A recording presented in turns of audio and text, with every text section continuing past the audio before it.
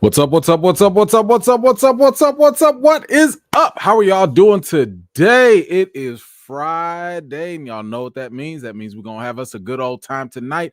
I am your host, Emmanuel Eman Noisette, and I want to welcome each and every one of you for coming through today. I really appreciate it, y'all, for sure, for sure. Guys, today we have a lot of different things that we are going to talk about. A couple of those things are going to be we have big news for Daredevil. Daredevil's getting a lot of updates recently in terms of what's been going on, the big changes. Maybe some of them are good, maybe some of them are bad. I don't know. And then what else we got to talk about? Oh, there's a secret movie apparently that Michael B. Jordan is going to be in. So we definitely have to talk about that. We're going to talk about some other things too, like some of y'all favorite movies, TV shows. And we'll talk about some controversial stuff because there was some, let's just say, some controversy that was going on with different actors and different topics, that might get some people canceled. We will talk about that as well. As you probably just noticed, I have just enabled the subscriber only feature, which means if you want to participate in the chat, if you want to share your thoughts and be part of one of the livest chats, all you got to do is subscribe to the channel. It's very easy, no cost whatsoever. And you guys can do that right now. And it also definitely supports the channel as well.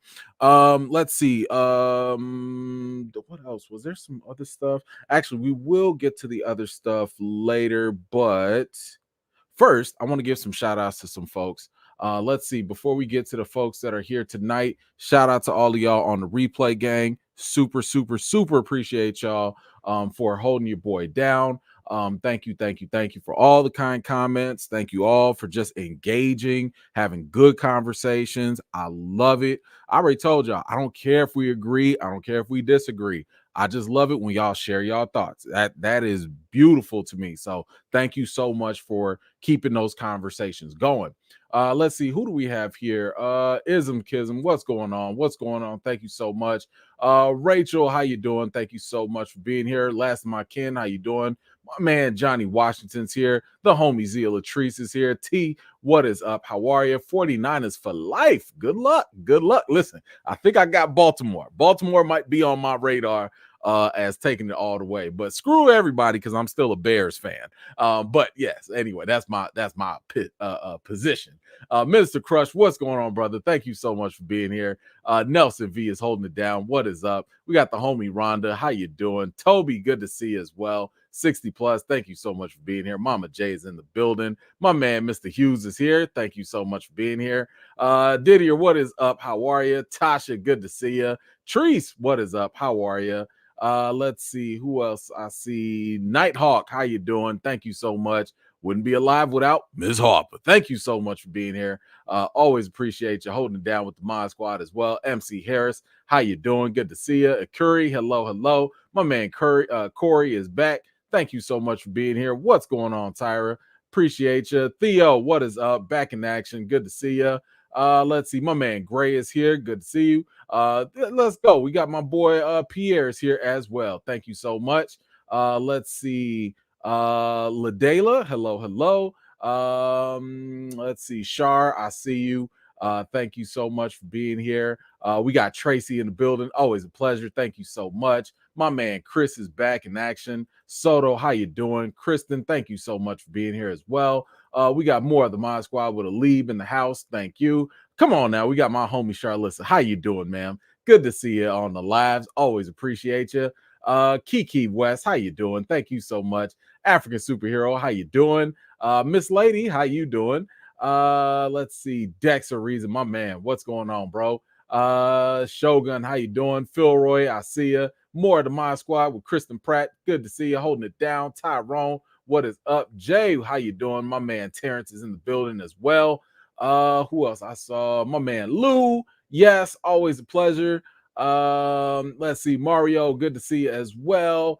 And who else? I saw one more. Bose, what is up? And shout out to everyone that has made it out tonight. I really appreciate it, one and all. All right, so let's see. We are going to go through um some of these chats. I'm gonna save some of them for when we get to the more relevant topic. So don't you worry about that. Let's see. Ooh, that's a good segue. Okay, I'll get to that. Oh, Natalie, what is up? Just saw Book of Clearance, 3 out of 5 stars. Okay, so I saw Book of Clearance. I did not review it, and I didn't review it because it was honestly something I was still wrestling with. Um, I would say that if I gave like just a quick impromptu thing, um, it was okay. It was okay. I was looking for something a little bit different um than I mean, keep in mind, I loved The Harder They Fall, right? Like that was something James Samuel, the director, I was like, yo, my man's got it. Okay, he has got it. But for whatever reason, this one just did not jive as well compared to that. It's almost like watching Get Out and knowing how great Get Out was, and then watching Us. Like Us to me was not terrible, but it wasn't Get Out. I don't know. I think I'll try and come up with more thoughts. Maybe I'll review it next week or something if y'all remind me. I'll try and review Book of Clarence there, but um it was okay. It was okay. I just got to get my thoughts together a little bit more on it. But thank you so much for that. Let's see, Anthony, what you got? When the Cowboy season ended, I called my dad and told him you have an unnatural allegiance to people who choke, and that is a serious health hazard. And you did say that you was gonna tell us that. That is too funny, and I think that goes for a lot of Cowboy fans. So I totally understand. Thank you so much, Anthony, for sharing. Really appreciate it. Let's see. Oh man, MJ Sakpase, man, you already know, not Boule. All right, thank you so much for that.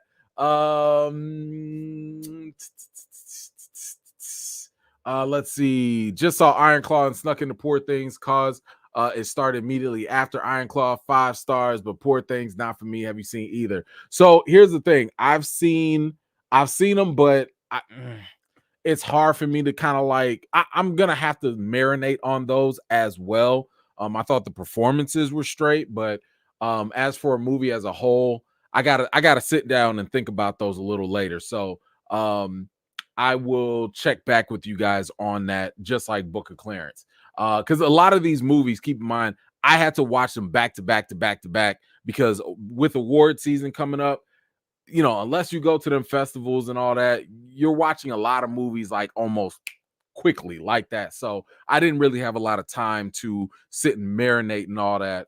But I will get back to you on that. Thank you so much. JM, what you got? Q's Mansa Musa by Anderson Paak. Even though I's the king, I stay hood rich, Mansa Musa. I saw you showing out at Critics' Choice. A lot of my joy and heart and a lot of pride. I see you, big dog. Thank you so much, JN. I appreciate you so much. Matter of fact, I did want to I told you I was going to talk about that just a little bit because your boy did step out just a little bit, nothing too crazy. But yes, I was at the Critics' Choice Awards last weekend or whatnot. And yeah, it was a good time. It was a good time. I guess I could tell y'all a couple mini stories, nothing too crazy, just a couple stories of what happened. Because what you saw, I did post a video, or at least a little short or whatnot, and I posted some of the pictures on Facebook. But of course, that doesn't always tell the whole story. So I can tell y'all what y'all saw, and I could talk about what y'all didn't see. So let's see, we can go right here. So y'all might remember him, Tyler James Williams from Abbott Elementary. Very cool brother. First time I got to meet him, so we immediately hit it off. Just started chit-chatting, talking about the industry and all that. And I thought it was very funny how quickly we were able to vibe with each other, like we already did the whole black man get to know, like compliment thing. Like he looking at me like, hey brother, I see how sharp you are with the little glimmer and the all black. And I was like, look, brother, I see you with the overcoat and everything. I might have to take that look. Like he was like, nah, man, you look good. And I said, no, you look good. Like it was just like that. That's why we laughing in the picture, because it was just automatic, but extremely, extremely cool, brother. Definitely worth it. And, just one of those things where, like, just talking to him, obviously, we've all seen him grow up over the years, and everybody hates Chris. And I was just telling him, like, bro, like, mad proud of you. You know what I'm saying? Like, he's doing the thing. And I did mention, I was like, yo, when you gonna drop that album? Because if y'all have heard, my man got some bars. He got some bars. I ain't gonna say what he said, but I did put that out there. I'm like, look, the streets is calling. Okay, you need to put them bars out there and let people know what it is. But anyway, let's see what else we got here. We Anthony Ramos from he was in Transformers, Rise of the Beast. And he was also in Hamilton. And that was one of the bigger reasons why I wanted to take a picture, was because my daughter is a huge Hamilton fan. Like she watches Hamilton on repeat like every other day. So that was something that I definitely wanted to take for her mainly. I mean, he's cool. Don't get me wrong. He's cool peoples. I'm just saying, the daughter had to say, I was like, yo, man, just want to do something for the little girl, so she was happy about that. Who else we got? Oh, then of course we got the little mini queen, Quinta Brunson. Again, super cool. And I just loved how aware she was of our place in the industry. We had a real conversation about both sides of the coin, being the talent, being the press, and what it means when you're black. Because while some people don't really think that it's a factor, it kind of is. That's a conversation for another day. But I just really appreciated how aware she really was about certain things. Incredibly bright young woman. And so happy about her success. And yes, she absolutely was killing it with this dress. And I was like, I can't let that go to waste. We got to take a picture. We got to, for the peoples, right? For the people. Who else? Oh, okay. So yeah. So after this, man, listen, I'm sitting there looking across the aisle. I'm like, is that Jack Bauer? Jack Bauer just gonna sit there, right? Like what, bro? Didn't you just save the world in 24 hours? I said, nah, man. I got to go talk to my man Jack Bauer, Kiefer Sutherland. Are you kidding me? Yes, man. Listen. A lot of times I just want to go. I don't want to be annoying. I just want to talk to the folks that, you know what I'm saying, like that I've watched. I've admired their work for so long, and I just went up to him. I said, thank you for your service, sir. Thank you for saving us every day and never eating no food or going to the bathroom that whole 24 hours. I appreciate your work. Okay. Your dedication to this country matters. Funny guy. Great. His wife was there as well. Hilarious. Great couple. So it was really, really cool talking to him. Now what you won't see here is, I got to talk to Tracy Ellis Ross, Blackish girlfriends. Extremely, extremely nice. Wonderful outfit if you've seen her too, during the awards night. Now, I don't have a picture with her, mainly because as I was talking to her, one of the things, and I try to tell other people this too. You know what I'm saying? Like, because when I first started, and I have not, hold on. Time out. Let's back up. I have not shown y'all. I don't think I have.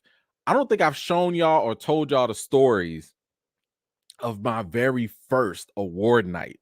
And I think it's because I was too embarrassed. But this was the best night I've ever had. I mean, everybody was there.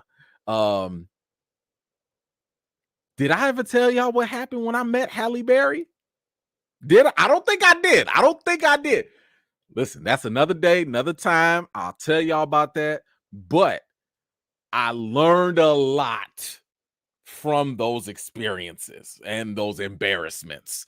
So um uh one thing that I learned while talking to Tracy was that, I'm reading body language, and again, this is not an indictment against her or anything like that, but I could kind of tell that maybe she wasn't really in the mood, and like, so, while I'm talking, some foreign dude just like came up and just, was like, oh, can I take a picture? Oh, and she was just like, yeah, as long as I don't have to stand up. And she took the picture and she was cool about it. But after that, I was kind of like, yeah, I don't think this is the right moment. You know what I'm saying? To like go asking her for a picture and all that, because you gotta you have to remember there's still people. You know what I'm saying? And that's not always what they come for. I always ask first. I always say, like, look, do you mind? If you don't, that's cool. If you do, I understand. So, I just kind of read the body language and like, what, I ain't even gonna bother her. Even though I'm a huge fan, love her work for days, I'm not gonna bother. So I did not get a picture with her. Who else was? Rebecca Romaine was there as well. I didn't get a chance to take a picture with her, but I did get a chance to tell her, ma'am, I love you, because you the only Mystique I shall acknowledge. Okay, if y'all remember, she was the original Mystique before Jennifer Lawrence got into the role. That's the only one I shall acknowledge, is Rebecca Romaine. Okay, so at least I got a chance to let her know, how much I appreciated her work. Who else was there? So Greta Gerwig was there as well. She is the director of Barbie, of course, and she is doing the damn thing at this point. And it was really cool. She's so humble, so nice. She kind of had the personality of like, I can't believe y'all care. Like, she's like, I didn't even know y'all like, would even pay attention to me, and I'm like, ma'am, you did the thing. Okay, you did the thing. Stop it. Let's see, who else do we have? Oh, come on.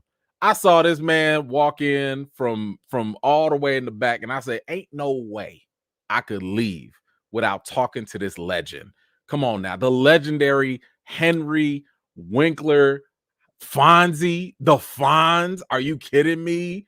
I sat there and I said, excuse me, sir, Mr. Legend, I want to just let you know, thank you for the many, many great memories that you gave to me and my grandmother watching you. Like, I had no business watching Happy Days when I was 5 years old, but when you be sick, when you be at home, you're going to watch a couple shows with your grandma. You're going to watch that Price is Right. You're going to watch that Wheel of Fortune. And you definitely you probably going to watch some soap operas, but I watch me some Happy Days as well. So it was an absolute pleasure. And I had to give that man his flowers right there. And just let him know thank you for all the time, because you don't know how long people gonna be here, and when you see him, you gotta let them know, so it was so fun. He was so nice, so cool, and he was just such a good sport about everything. Who else? Ali Wong was there, Charles Melton as well. Ali was just fantastic in Beef. So, I've been telling y'all, Beef is like one of the best shows on Netflix. It is so good, in my opinion. But she was really cool as well. Oh, man. Meatloaf! Mom! Meatloaf! So my man Will, I said, no, sir, I got to give you your props as well. And you wearing a smooth jacket too with the blue velvet? Man, listen, I was like, nah, I got to go talk to my man Will Ferrell, because ain't no way I'm going to let you just give me all these years of laughter and not say thank you. You sit on a throne of lies. Come on, man. If you're not first, you're last. Come on now. What is it? Will Ferrell, bro, you are my childhood. You are my teenagehood. You are my adulthood. Like, everything. I ain't been a decade in my life that I ain't sat down and watched multiple Will Ferrell movies. So I absolutely had to. You're my boy, Blue. So many quad. You're my boy. Where's my mom? We're going streaking on the quad. We're going streaking on the quad. Oh my gosh. Will Ferrell, super nice as well. And by the way, I don't know if y'all know this. My man is tall. He is tall. Look at this man. keep in mind, I'm 6'2". Okay, I'm 6'2". My man, what? He about like 6'3", 6'4". That's a tall guy. This is a tall guy. So Will Ferrell was absolutely great. Now, here's one thing that you might not know. When you go to these award shows, there's levels to all of this stuff, right? So what I was doing was mainly trying to talk to people, before the show started. This is the mingling hour. This is the time to talk and socialize and all that. But man, whether it's the mingling hour or not, there are some folks you just ain't gonna talk to, and you just not gonna get around to. It's just not gonna happen. A lot of folks had security around them. I'm gonna tell y'all that story in a second. A lot of folks had security around them, and you just not gonna make it. But so what I tried to do was get around it, and I just took some pictures of folks instead. So I think Poor Things was mentioned earlier, and look who I bumped into. Of course, the great Emma Stone was there, super nice. And she I believe she did win later that night for Best Actress. But once again, I was reading body language. I saw other people taking pictures with her, and it was just getting that vibe like I don't think she wants this. So I was just like, look, like Emma, just look up, bam, I'm gonna just walk away. You know what I'm saying? No effort, no nothing. You ain't got to fake, just bam, But I was also complimenting her at the same time. I was like, look, great performance. Good luck on the nominations, So it was really cool that she was at least all right with that. By the way, do y'all see this? Y'all see this right here? They gave us a whole adult box of Lunchables. I was like, how you gonna give us a box with some crackers and grapes?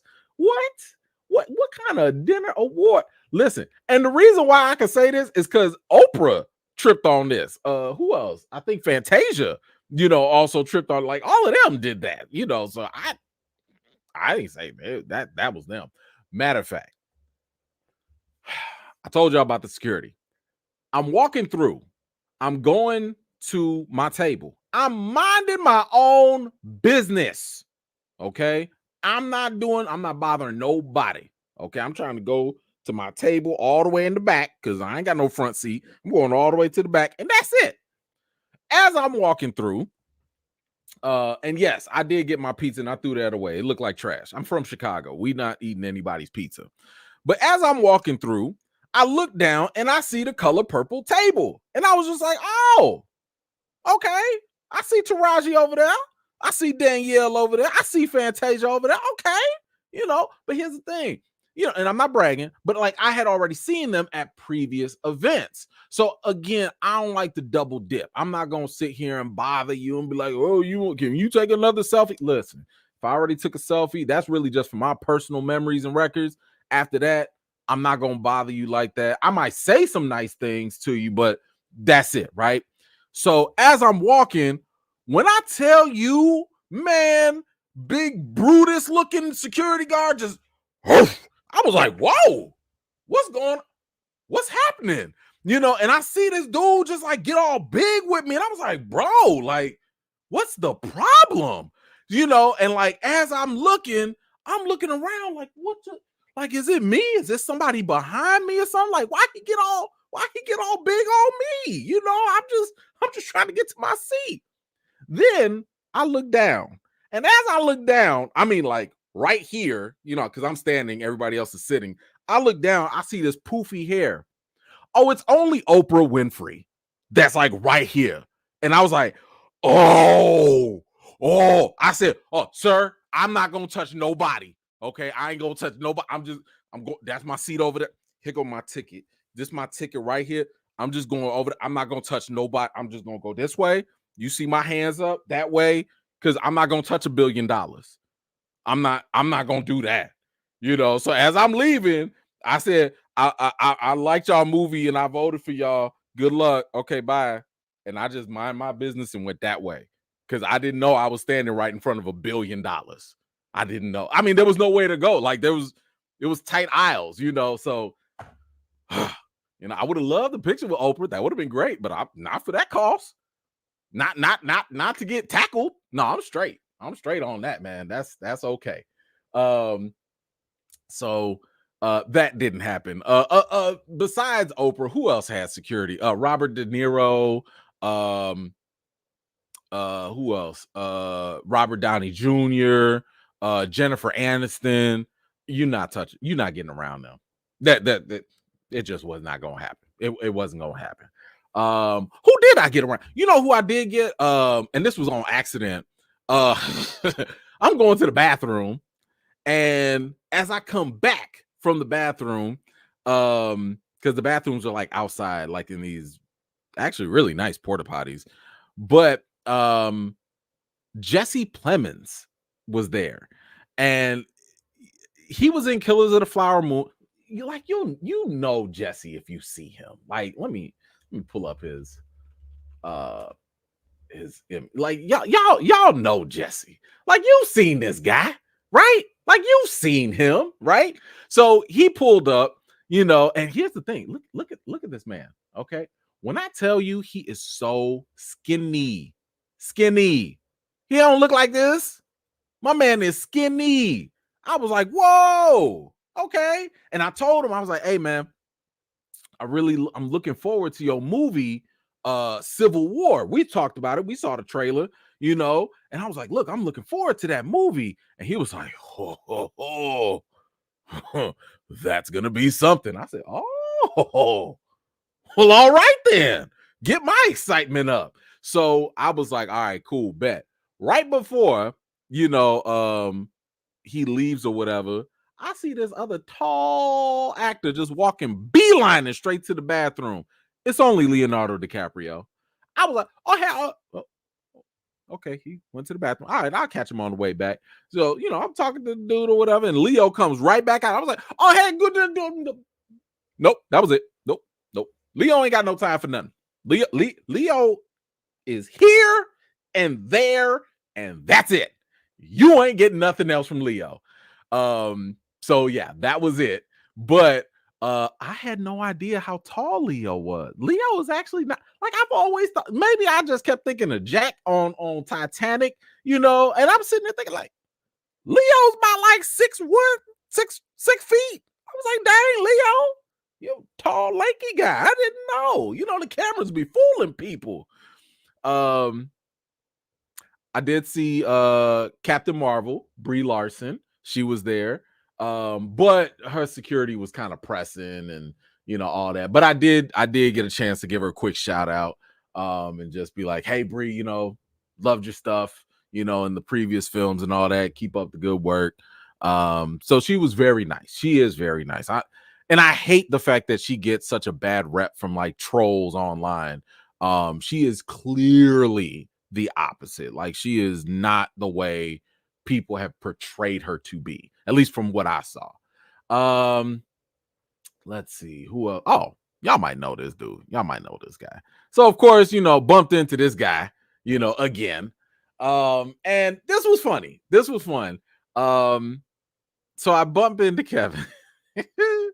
Yeah, y'all remember when I told y'all the first time I met Kevin Feige, right? The first time I met him was during Ant-Man, during the premiere. And y'all remember, okay? Y'all remember when I met Kevin, I was wearing my Kang Gang shirt, right? So I go up to Kevin and I was just like, yeah, man, I'm a representative of the Kang Gang. I show him the shirt and he was like, Kang Gang, and he was just like, I told y'all, Kevin is the nicest nerd I've ever met. Okay. He's just like genuinely nice, So we're talking or whatever.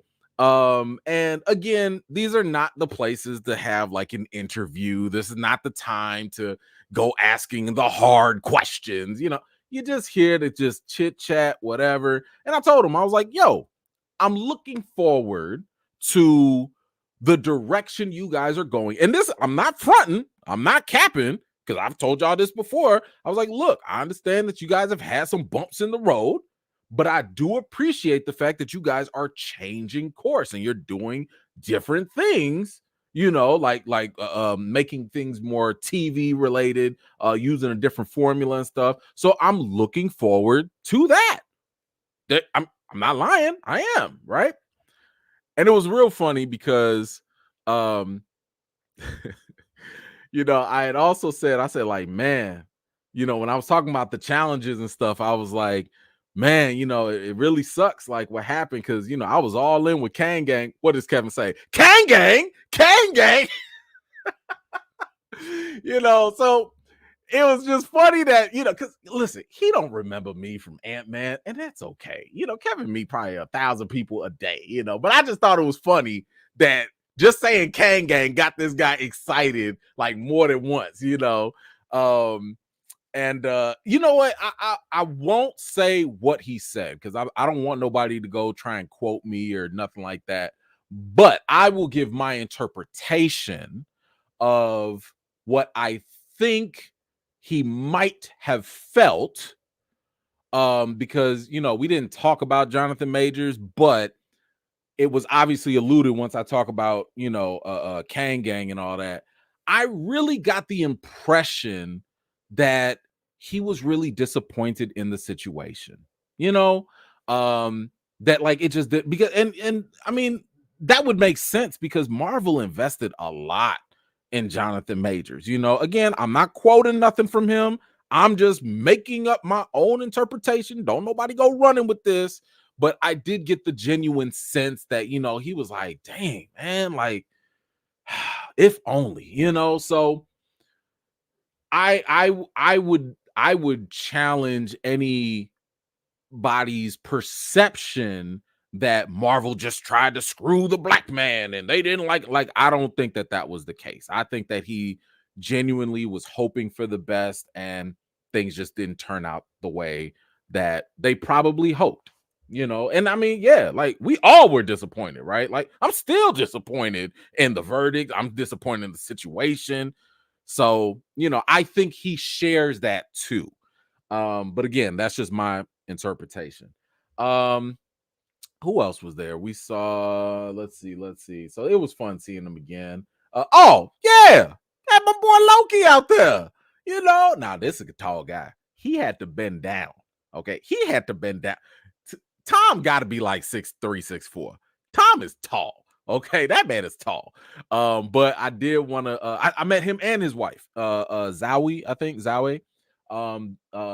Super nice as well. She's wonderful to speak to.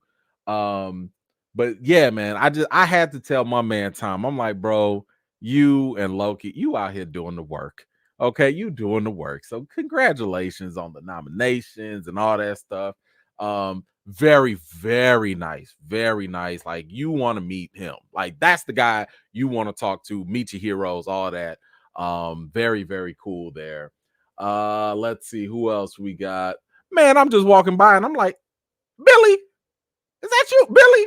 And she was just like, yes. I said, Billie Eilish, my daughter loves you. Like she got your posters, she be listening to your music and all that. Billy, you mind taking a quick picture for me, so I can send it to my daughter? Super cool, very nice. Took like 2-3 pictures with me. Man, Billie Eilish, she is all right with me. Very, very fun, very cool. Who else did we have? Cillian Murphy, Mr. Oppenheimer himself.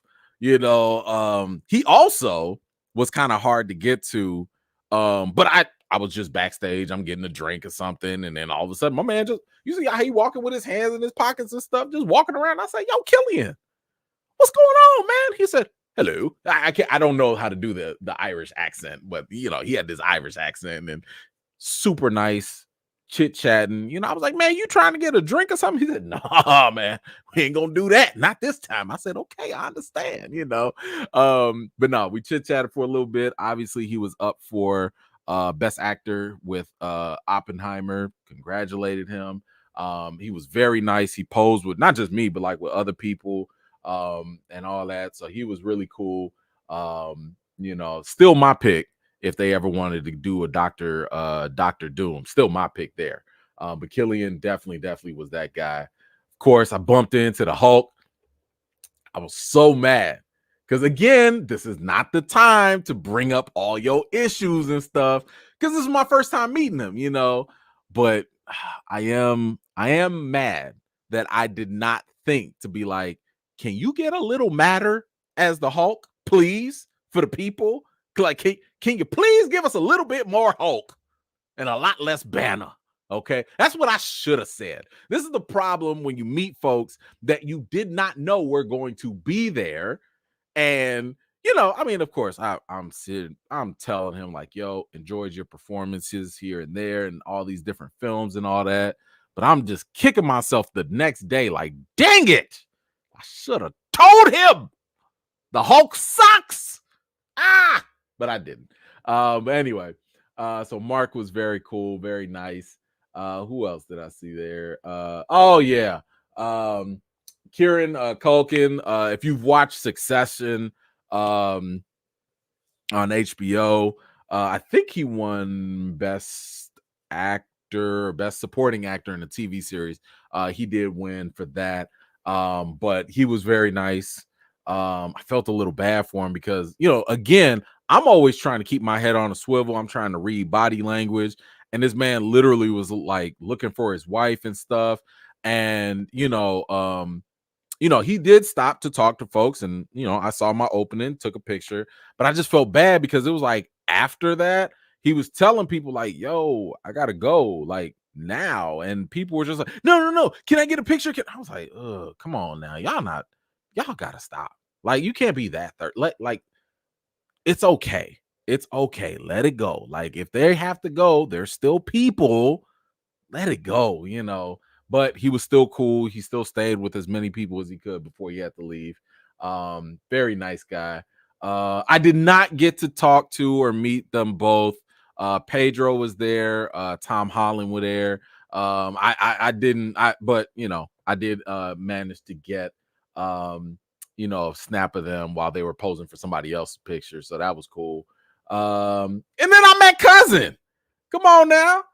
I was like, yo, Cousin, what is up?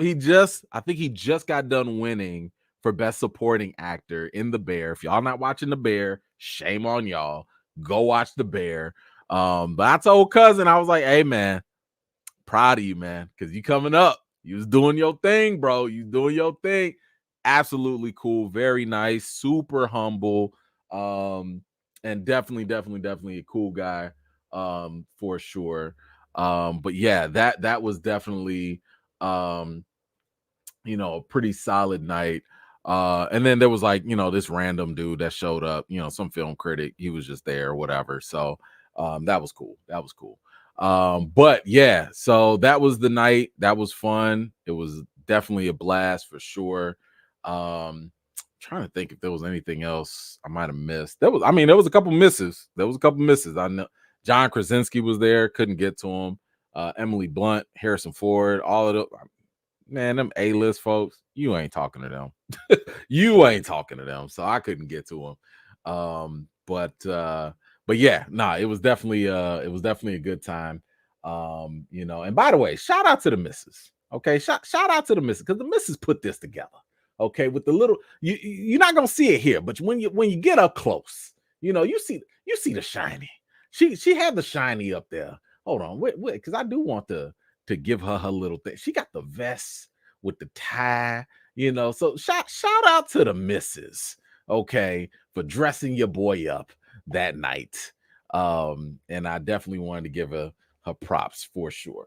So anyway, that was my awards night. And I do thank all of y'all because, like I said, a lot of that stuff is made possible because, of you guys, a lot of your contributions, support. And it's not just, and let me be very clear about this. It's not just a matter of, I just want to go take pictures with celebrities. And, that's not it. Like, I actually go out there for business. Like, I go out there to network. I go out there to try and get opportunities. I go there to try and, talk to different studios, try to get y'all interviews and stuff like that. So, I do the pictures and stuff, just for fun, but it is business first. But I do want to thank y'all because it's because of y'all support. If it wasn't for like, ain't nobody flying me out, ain't nobody paying for my hotel. Like, I have to listen, I stay my little tail in a little, 2-star hotel, okay, down the street. I'm not staying in no 5-star, nothing. No, okay. This close from Spirit Airlines. That close. I would never, but I was that close, okay. But nah, so I do want to say thank y'all so much for just allowing me to have the opportunity to do these things and to share them with y'all. To have these experiences with y'all really means a lot as well. Okay, so oh, I got comments. Okay, let me let me grab a couple.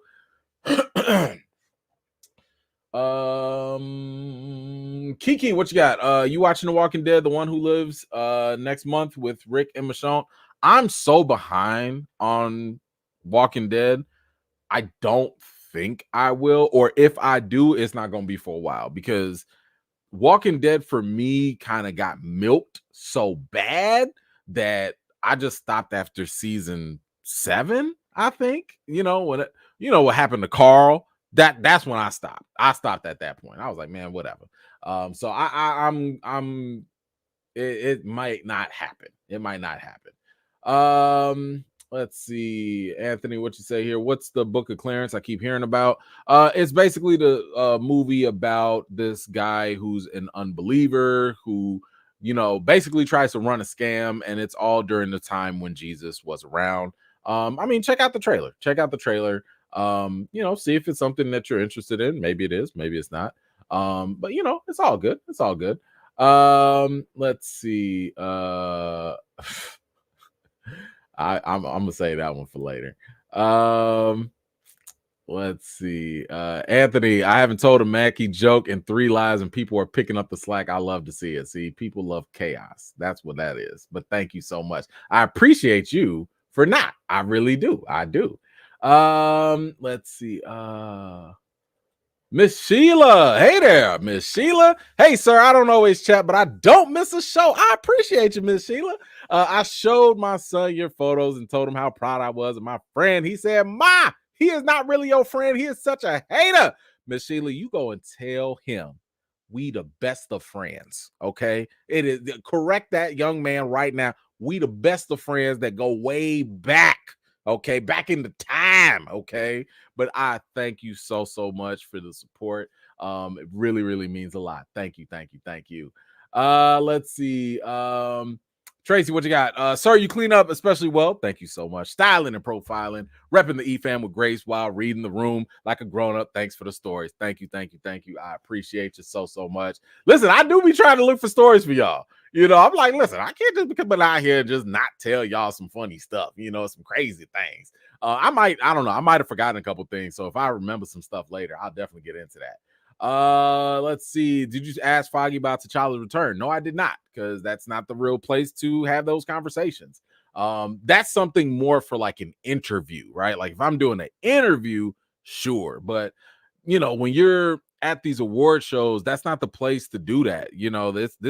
It's a party, right? It's not a place for like, hey, let me ask you about the state of the MCU. Like you can give a little compliment, make a little small talk, but then you got to keep it moving, right? Because even around like someone like Kevin Feige, there's like 5-6 different people behind me that also want to talk to him, and time is ticking. So you don't really have that kind of opportunity to like get into stuff. You just got to, come in, say your thing and move out, but thank you so much. I appreciate that.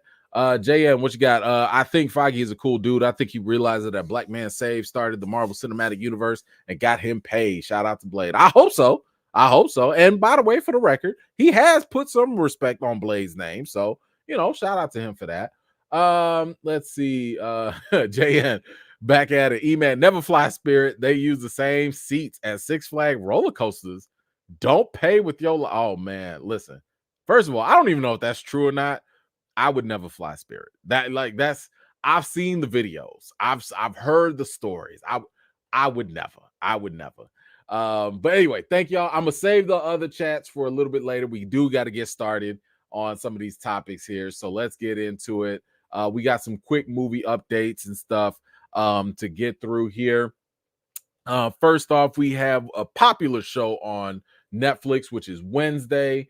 And Jenna Ortega gave us a nice little update here about what's going on. She says, I've received some scripts for the second season, and we're definitely leaning into a little bit more horror. It's really exciting because all throughout the show, Wednesday never really changes, and that's what's wonderful about her. There's some really good one-liners, and I think everything is bigger. It's a lot more action-packed. I think each episode will probably feel a little bit more like a movie, which is nice. Well, okay, cool. So I actually like the idea that they are going to lean into more of a horror for Wednesday. I mean, it is the Addams family, so there there's some comedy element to it, but they're definitely horror related and oriented to some degree. So it will be interesting to see what they do with it. And I'm definitely interested in that. Next up, we have the John Wick director, Chad Stahelski, and we've talked about this before, but now it's a little bit more official, and that is Stahelski is going to direct the reboot of Highlander starring Henry Cavill, but he's also inked a deal with Lionsgate to oversee the creative on both that and the franchise and for John Wick. So he's going to have supervision of the brands across film, TV, and all multimedia platforms, which sounds great. It sounds great that you're having the John Wick director basically take care of everything Highlander related, take care of everything John Wick related. Don't forget, you have the Continental that is out, which talks about the whole hotel. And then you have that spinoff, the ballerina. And then, the potential John Wick 5. So it is nice to know that this guy is now, not only is he directing, but he is going to oversee all of it to make sure, it all connects or it just all does whatever they're aiming to do. And I will say that I am excited for the Highlander. That is definitely something I need to see happen sooner than later. But what do y'all think about Wednesday going a more horror route, having more action-packed stuff in there? What do you think about the Highlander series coming out as well? Whatever you think, let me know in the comments down below. What do we have here?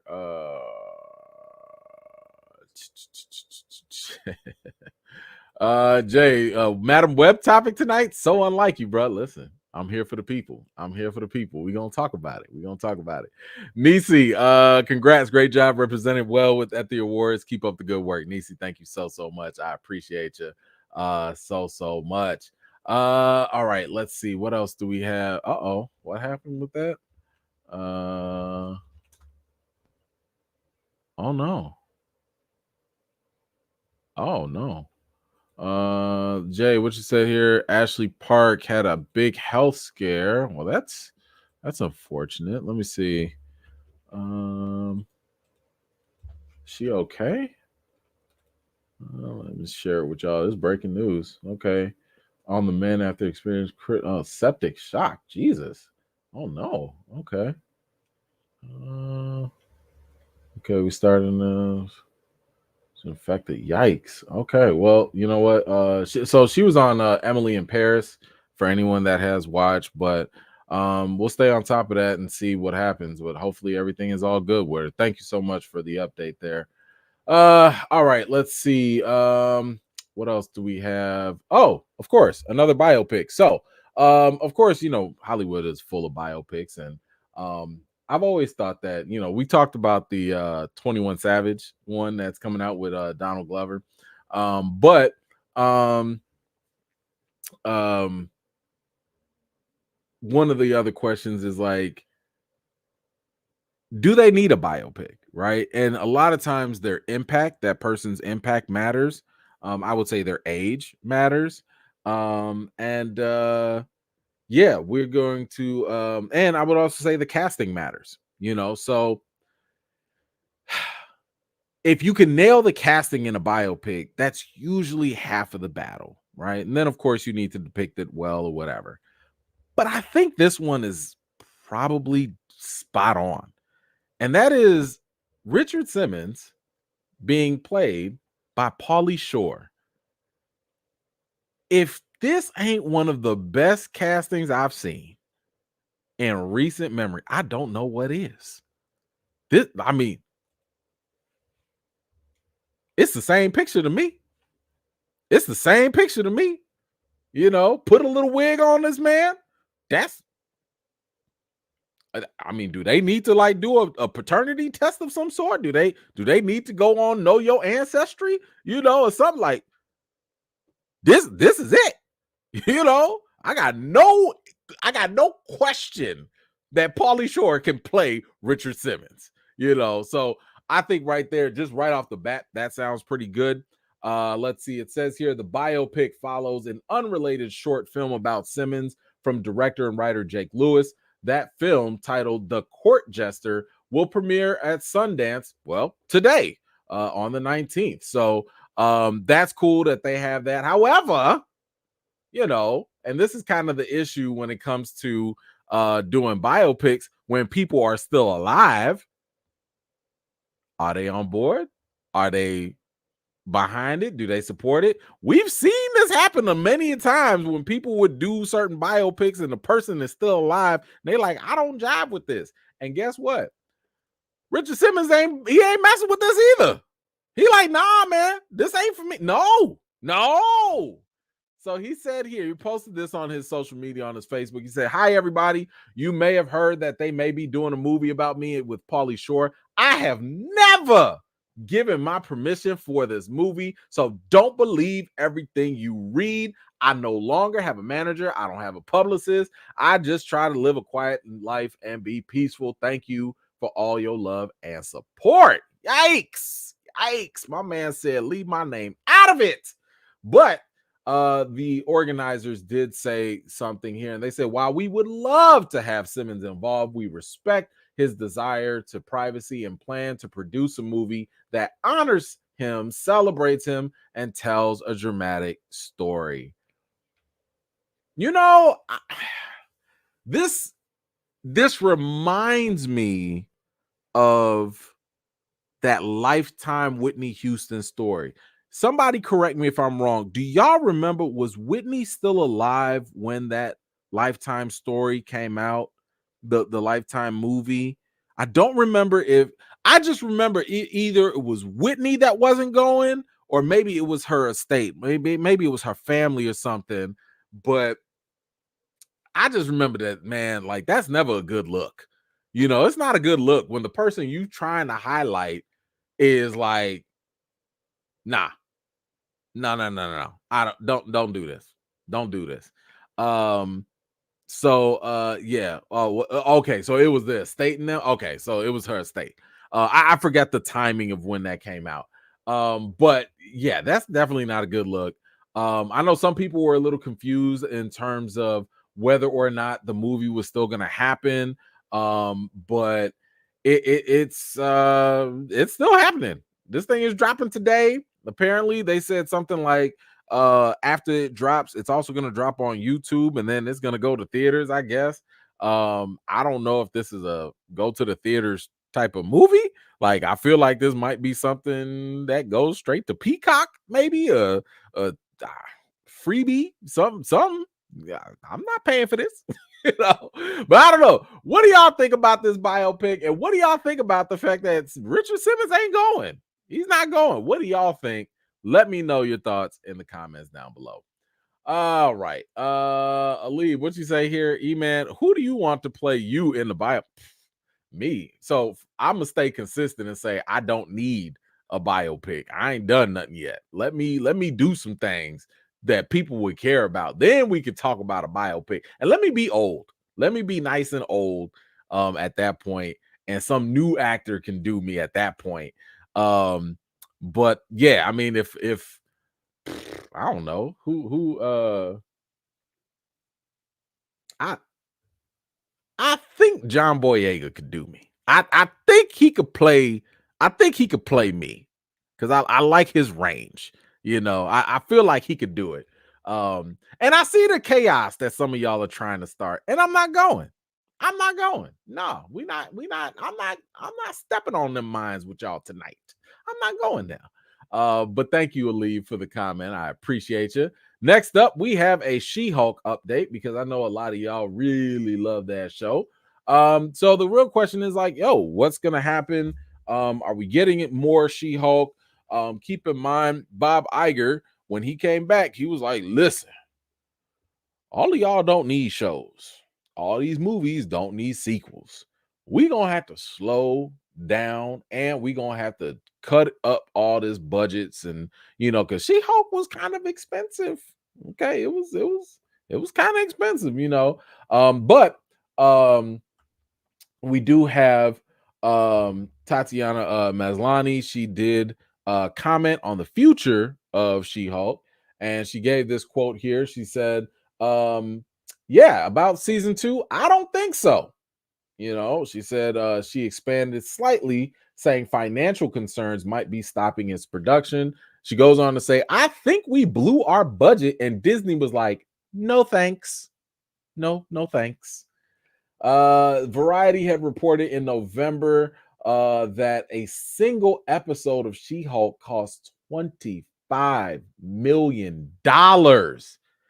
And compare that to Game of Thrones, which was a vastly better show that used to cost $15 million per episode. So you paying way more than the number one show of probably all time. And last I checked, She-Hulk was not bringing in Game of Thrones numbers. That was not happening.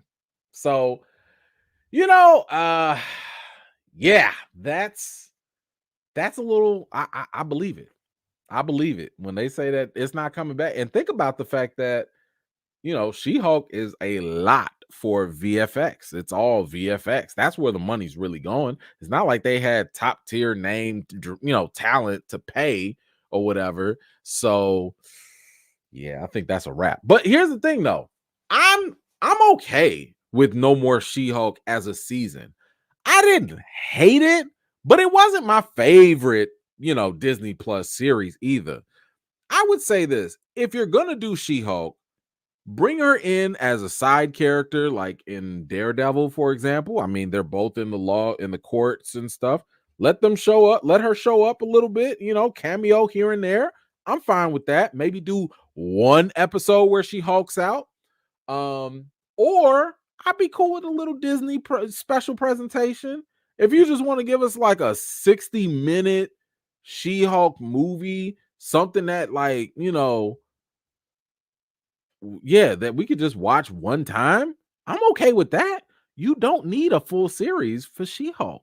You just don't. She's a funny character. I like the breaking in the fourth wall, but ain't nobody really checking for her like that.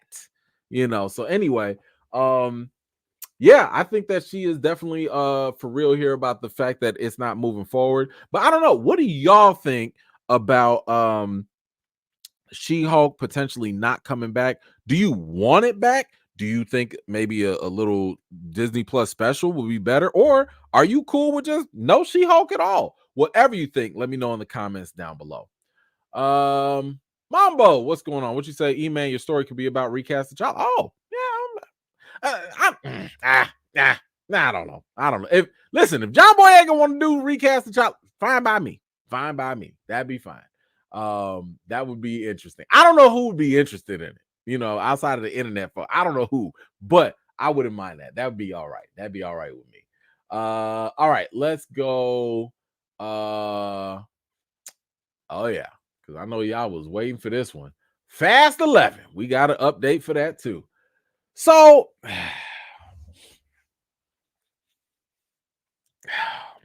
okay, y'all know that I have had my thoughts when it's come to the Fast and Furious franchise. I have done my best to be as fair as possible. I've even given y'all free Fast X copies. I remember that little contest that we did. Like, anybody sign up for that? I don't know if anybody win it. I don't know. But Fast 11 is supposed to be the last movie. It's supposed to be, okay? It's supposed to be the one that ends the entire franchise. I mean, I call cap on that because I don't see Vin Diesel walking away from all this. But um, the problem that you have is the fact that Fast 9 didn't do very well. Now, this also came out right next to it was during the pandemic. So Fast 9 was a problem and it was bad. It was just not a good movie. And then Fast X came out. And when I tell you Fast X was a whole car crash, that was just money wasted, explosions crazy. Now, shout out Jason Momoa was good. He was good, but we followed. Listen, we saw all them people getting held hostage. You know what I'm saying? Before the shooting, we saw all them red flags when they sat here and the director left in the middle of production and they hired a new director and that director rewrote the dang on whole movie on a plane in a couple of hours. Movie scripts usually take months to maybe years. And this man said, "Oh no, it's fine. I'll rewrite it in a couple hours." And you saw what happened. Y'all know what it was like back in the day when you ain't study for a test and you try to read real fast, and then you try to take that test real fast, and that cramming did not help. You still hit C, C, C every time. So, of course, what this means is that they're going to have to make some changes. You know, now we've been calling for changes for a long time. I know I have. I've been saying, what are y'all doing? With the Fast franchise, y'all been doing the most. Y'all turned from street racers to, secret spies to Avengers in like 5-6 movies. Okay. I don't know how. I don't know why. Y'all went up to space. I'm still waiting for y'all to time travel, because you might as well at this point. But apparently, I think they finally heard your boy. I think they finally heard what I've been trying to say for the longest. And we have a new report now that sheds a little bit of light, just a little bit of light. So again, this is a rumor. Take it for what it is, but it's coming from a pretty consistent source from Jeff Snyder. My man's been dropping some inside tips for a while now. So, we can pay some attention to it. But here's what he had to say about Fast 11. He said the upcoming Fast 11 will be the final installment. Yeah, okay. In the long-running street racing action franchise, which is being described as a back-to-basics sequel to 2023's Fast X. Hold on, before we keep going, let me call Cap right now. Because if y'all recall, I do, they said the same thing about Fast X. Fast X also said that we got to go back to what made the franchise right. We got to go back. And you know what they did? In that whole big old movie with all them explosions and all them high-paid celebrities that didn't do nothing, they put one little funky street race in there. That's it. They said, "Oh no, y'all want a street race? Y'all get that little pinch of street race. That's all y'all got." Talking about we going back to basics. No, you not. No, you not. You can't put a little pinch of salt and tell me you got flavor. That's not how it works. So don't blame me for having trust issues with these reports. I don't care who they coming from. I don't believe the franchise. Okay. But let's keep going.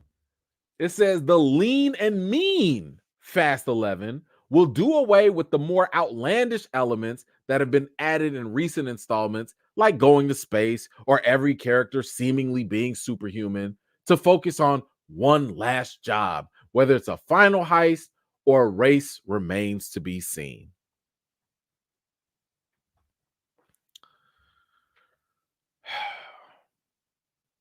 Okay. Okay. We'll see. My question is this: how do you go from space to explosions to super secret agents to what? Racing cars? How? How do you go back? The one way I think this could work, and I've put this out there before. I'm sure others have talked about this theory as well. The one thing that I've always said that would work to make Fast X, the whole franchise, go back to basics, you got to have Dom Toretto dream all of this. The day that Brian died, shout out to Paul Walker, rest in peace. They have to make that an actual dream sequence. Because to me, that's when the whole franchise went downhill. I mean, it was creeping before, but it really went all the way downhill. They got to say, yo, me and Brian, we didn't split up. When I see you again, nah, we didn't split up. Nah, Brian is not living with my sister and the kids and stuff. Nah, we are not superheroes. Nah, all that stuff did not happen. It was all a dream. And you're going to have to wake up and deal with the actual ramifications that this man really is not here. I think this would give Vin Diesel a prime opportunity to remind us that he actually has some acting ability. I don't think y'all remember. If y'all watch Vin Diesel in the long ago, my man used to act. He got a little lackadaisical with it recently, but he could use this opportunity to make this less cheesy, more drama-filled, and actually make it worth watching. So you're going to have to wake up from a dream. And then if you wake up from the dream, to me, that's the only way that you can go back to the basics and make it believable. Because ain't no way I'm going to sit here and believe that y'all got all this high tech. Y'all got all this craziness. You've been doing all that. You a superhero. And then now you like, all right, we're going to settle this according to the streets. Get out of it. Get out. I don't believe it. So I don't know. We'll see. What else it says here? It says, due to diminishing box office returns, Snyder also claims that Fast 11 will have a budget no larger than $200 million. As the Fast and Furious franchise grew, so did the budget, with Fast X costing a shocking $340 million before marketing. The original Fast and Furious cost only $38 million. Do y'all know how much of a gap that is? Y'all started with just 38 million. You probably made a good couple, 200 million, 300 million. That's a good turn. That's a good profit. And then they started going from that, raising the budget each and every time. And here's the problem. That $340 million budget, do you know what they had to hit? They had to hit $1 billion plus just to make it worth it. Because I've told y'all, it's not just making your money back. That's not how these movies work. It's not like, oh, well, it cost me $350, so I need to make $350. No, that's not how it works. Because they invest that money, and then that's not even the marketing budget.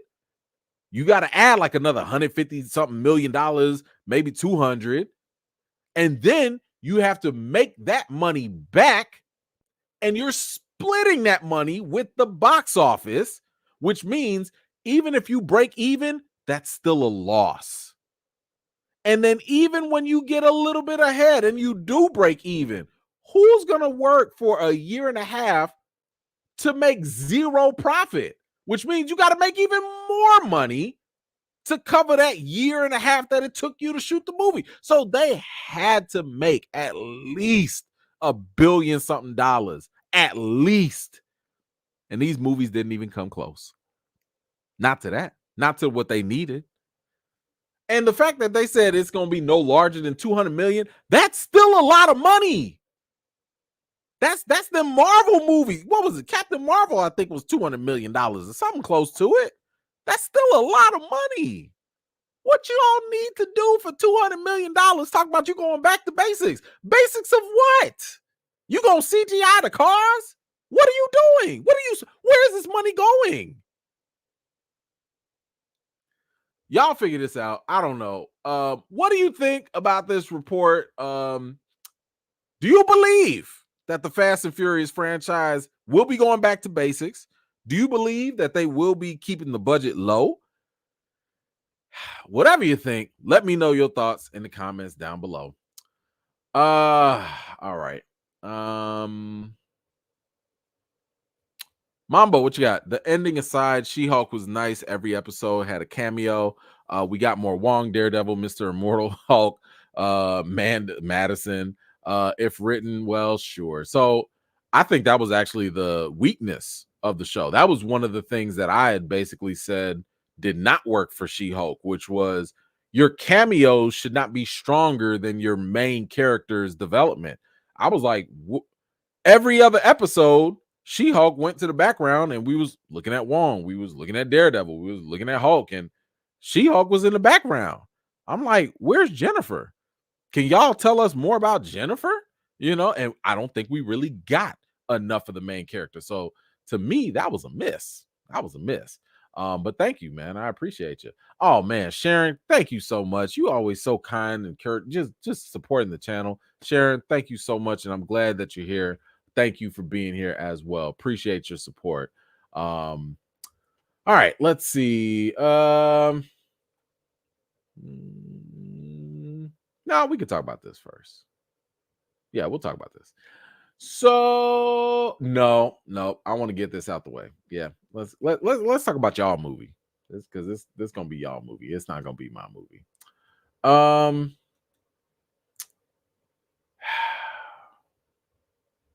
Madam Web. Madam Web is coming out, and I don't know who asked for this, because I didn't. I didn't. I don't know why this movie is happening, but it is. So we do have some updates about it, because I know some of y'all care. It has just been reported that Madam Web will now have a runtime of 1 hour and 55 minutes, which means it will now become the longest Sony Marvel movie to date.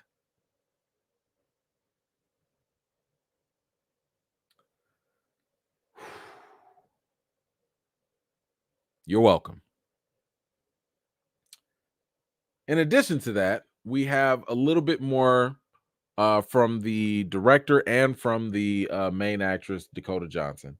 And they shared some thoughts about what you can expect in Madam Web. And I thought that for the many of you that really, really care about this, we might as well get this out the way. And maybe it'll add a little context. Maybe it'll add a little appreciation. I don't know. Something. I don't know. Y'all, this y'all movie anyway. So whatever. I'm just here to help y'all out. Says here, and this is from the director, S.J. Clarkson. I'm sorry. This is about Dakota Johnson's initial reaction. She admitted that when she got the script, she said, I got the scripts. I got sent this script, and I was like, I don't know about being a superhero. And she goes on to say, I was sort of mystified by Madam Web's powers. I felt like, oh, I really would love to see that superhero. I would love to see a young woman whose superpower is her mind. Now, just for you guys to know, in Marvel comics, she spends most of her time, Madam Web, hooked up to a web-like life support system, guiding other heroes with their psychic abilities. But Johnson and Clarkson say they wanted to weave their own version of Cassie's journey, and they describe Madam Web as an origin story for the character. That sounds exciting. Y'all excited? Let me give y'all more info. Set in 2003, the film follows Cassie as she grapples with her newfound powers and faces off against a mysterious enemy named Ezekiel Sims. Still, despite all those interconnected webs, Clarkson wanted to structure Madam Web as its own self-contained story. Says here she's definitely in a standalone world. I was able to just have free reign and let the movie be what it needed to be as opposed to trying to force it into something else.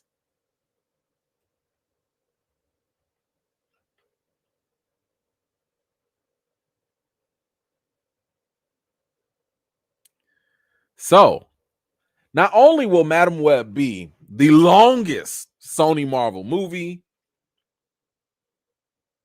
it will also be in its own universe. Not connected, apparently, not connected to Venom, not connected to Morbius, not connected to the MCU.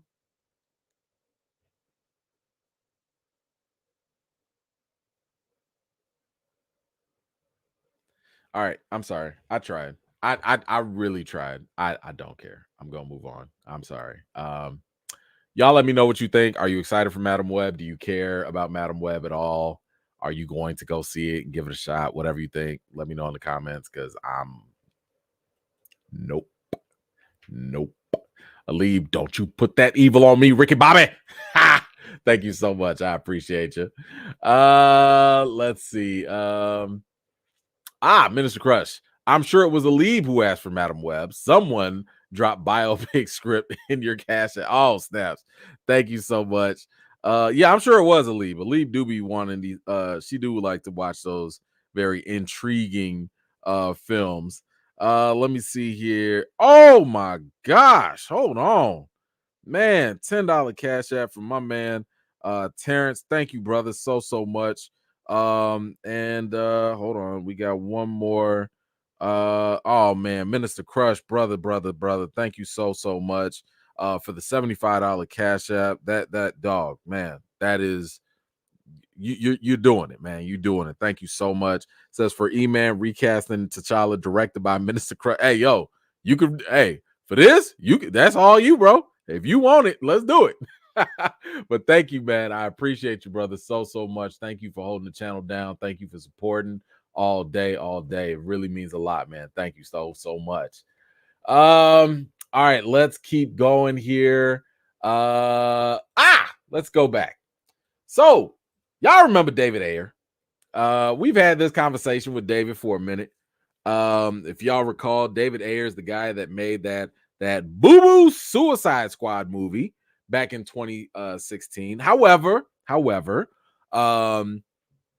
he also, was a victim of studio interference. And now let's be clear, studios interfere with directors all the time. Like, this is not out of the ordinary. However, this was just magnified even more because the movie was so bad.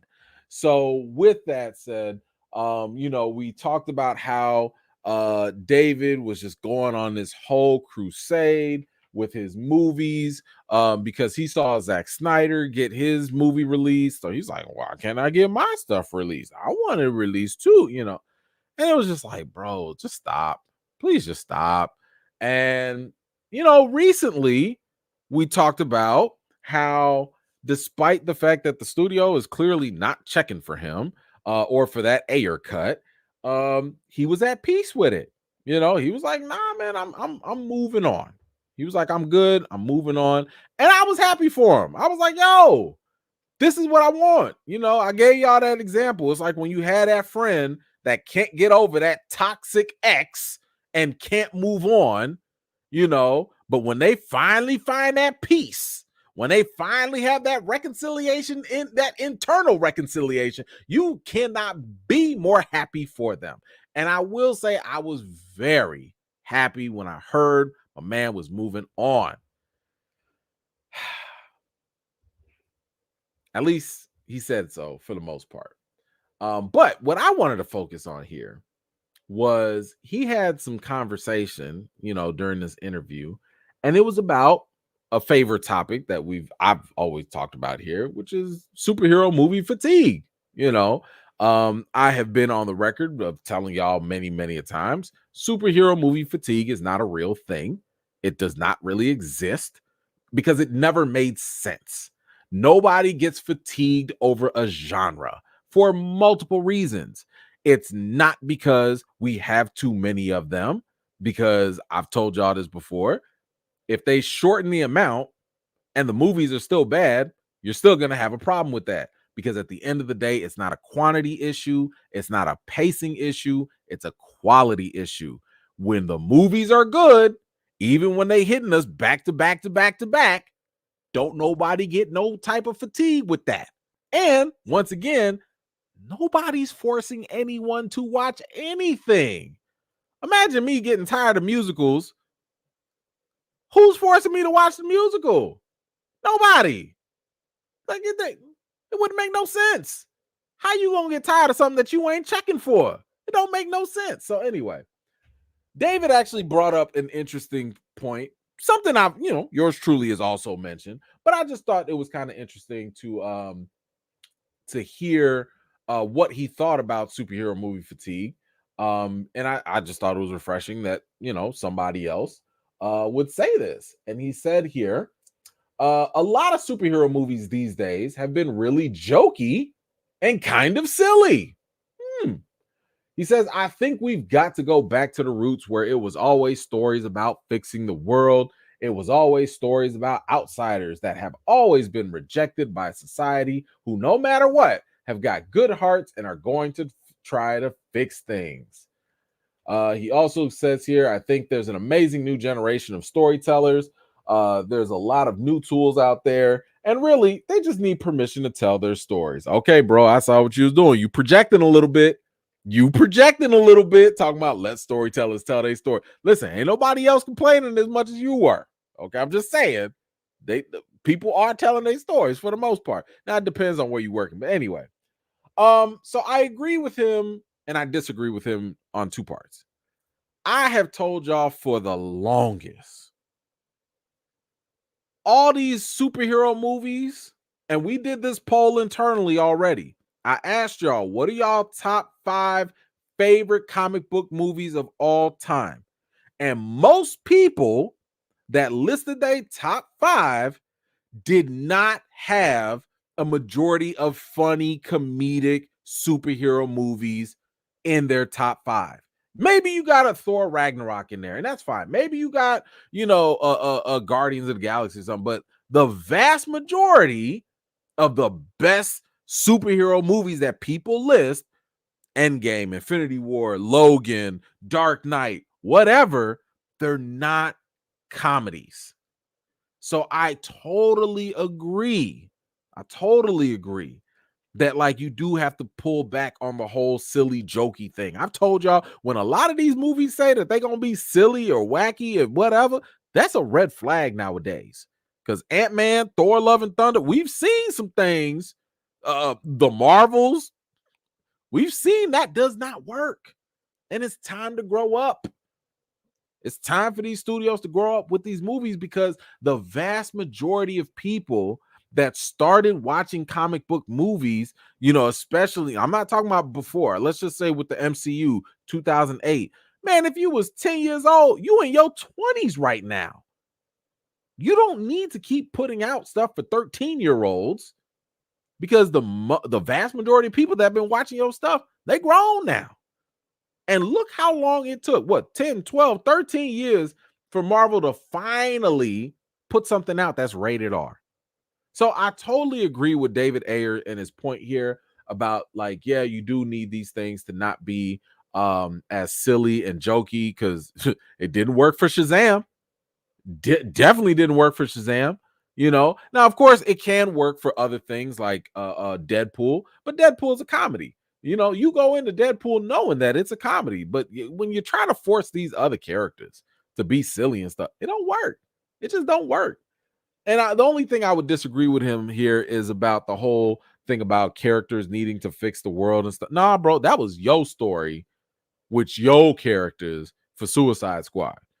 I don't think that needs to be the story for everybody else, because I think what's more compelling is when you have a mature story of a character trying to fix themselves. So, perfect example would be Logan. Logan is a perfect story of a broken man trying to fix himself and do the best that he can within his broken self. I think those type of stories are fantastic. I think those are the ones that we relate to and that we're all, matter of fact, that's Batman. Batman is crazy. Okay. Batman is nuts. Don't let the cape and cowl fool you. That man is a psycho. Okay. But at the same time, he's always trying to do the best that he can. Now, I guess to a certain degree, he does fit what he's talking about because Batman does try to fix the world, or at least Gotham. But at the end of the day, he's really trying to fix himself. Every time Batman tries to fight crime, it's really to undo or cope with the damage that he deals with internally. So again, I do think that that could be one aspect, but we definitely need more mature stories, besides just people trying to fix the world or whatnot. So I am with David Ayer on this. I think that is absolutely on point. Now, as much as I was giving David some points, I was giving him some points, but my man, he said something in the interview that did kind of got to me a little bit. It got to me a little bit. Now, again, I've talked about how I'm proud of him for finally moving on, right? And in this interview, he kind of expands on that, about moving on from DC. And he goes on to say here, I can take a hint. It's been radio silent and I'm done pushing a rock uphill. He's talking about getting the Ayer cut. There are great places and great partners out there to work with. And I just want to focus on being a great partner and making some good movies. Yes. That's what I'm talking about, brother. All you got to do is go out there. You will be okay. Go out there, make other movies, work with other studios. You'll be all right. That's all I wanted for him. Just move on. It's okay. But he did go on to say something else, and he was like, it's mind-blowing. He's talking about Suicide Squad. It's mind-blowing. It's a scar. It's a wound, and it's taken a lot out of me. It also took a lot of equity out of my career unfairly. Time out. No, it didn't. You did 3 movies, I want to say, after Suicide Squad. You did, what was it? Bright, The Tax Collector, and now you're doing The Beekeeper, if I'm not mistaken. Last I checked, when people bomb, especially minorities, directors, they don't get the chance to do 3 other movies. Didn't I say that you was going to be okay? In an industry that already placates more so and gives more opportunities to certain directors, you got 3 other chances. What equity did you lose? What are you saying? What opportunities did you miss out on? Aren't you still working? You're still doing your thing. If anything, the only thing that hurts your career is when your movies are just not good. That's what hurts. It's fine to have something that doesn't work out well. Most directors will have a bomb. That's understandable. But they come back. But I'm saying, you are in charge of your own destiny at this point. You're in charge of your own equity and career at this point. Don't go still holding on and blaming what happened in 2016 to what you're doing now in 2023, 2024. That's on you, sir, at that point. But that's not what bothered me. That wasn't really it. This is what this man said. This is what bothered me. Because he still won't let go. As soon as I gave him credit for trying to let go of the Ayer cut, and to his credit, the interviewer asked him about the Ayer cut. Okay, so to his credit, it was the interviewer. But this is what this man went on to say. The thing that's been difficult for me is that I made a great film. The people who have seen my cut have pretty much unanimously said that it's one of the best comic book movies ever made. If someone who's seen my cut wants to dispute that, then they can come talk to me. He said, let them come see me. brother, bro. Have we not learned? When was the last time we heard something like this? Y'all tell me in the comment. Y'all tell me, when was the last time we heard of a movie that was so good? It was the greatest superhero movie ever. Y'all remember what movie that was? I'll give you a hint. It was in the same universe. Y'all remember? Come on now. I know y'all remember. I'm waiting for the chat to tell me what was the last movie that y'all heard was the greatest comic book movie, the greatest superhero movie. See, y'all so smart. Y'all so smart. I'm gonna go ahead. Y'all so smart. Y'all remember. Y'all don't remember? Like what? Can we stop? Can we stop? The greatest?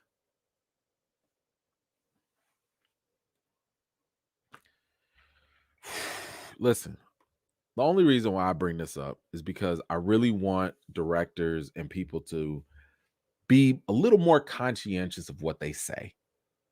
Because if this ever does come out, I don't think it will, but if it ever did, and if this quote were to pick up traction, which I don't think it will, I'm just saying, don't blow people's expectations up like that. You're not helping your case. You're giving yourself an even more uphill battle by trying to tell people, man, this would have been the greatest ever. And if it drops, people going to be like, we need to see fire. And if we see a match, if we see a candle, and we don't see the hot fire that you're talking about, it don't matter how good the movie is. It's just not going to be good enough. And you still going to be in your feelings hurt. So please, even if it's true that all 5 of y'all who saw the movie said it was the greatest thing ever, keep that to yourself. Don't tell nobody. Leave that. It's not a good selling point. Just stop. Don't overhype y'all movies. Anyway, what do y'all think about David Ayer's comments here? What do you think about his comments on superhero movie fatigue? What do you think about his cut being the greatest ever thing that y'all ain't never see? Whatever you think, let me know in the comments down below. Let's see. Reagan, what you got? Finish Echo 8 out of 10. Definitely looking forward to more. Cool. I'm glad that you like that. All right, cool.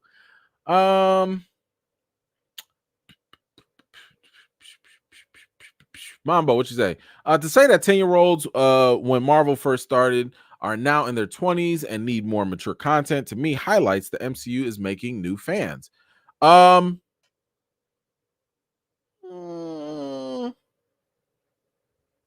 wouldn't say that they're making new fans, because that just, I'm talking about the people that were 10 years old who have still kept on watching. They are now in their 20s.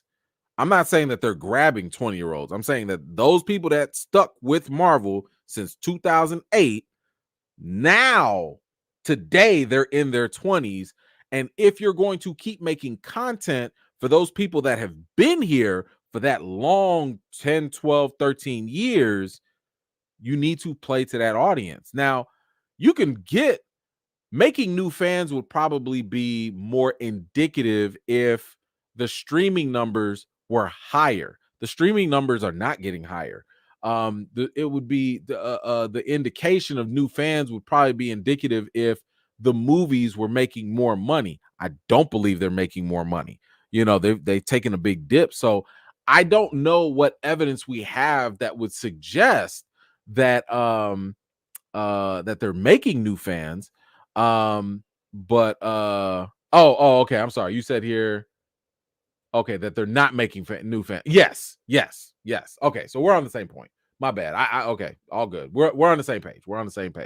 But yeah, I do think I agree. I agree that they are not making new fans. But you know, that's kind of the point. Like, I don't know if they can right now, because Marvel is so deep.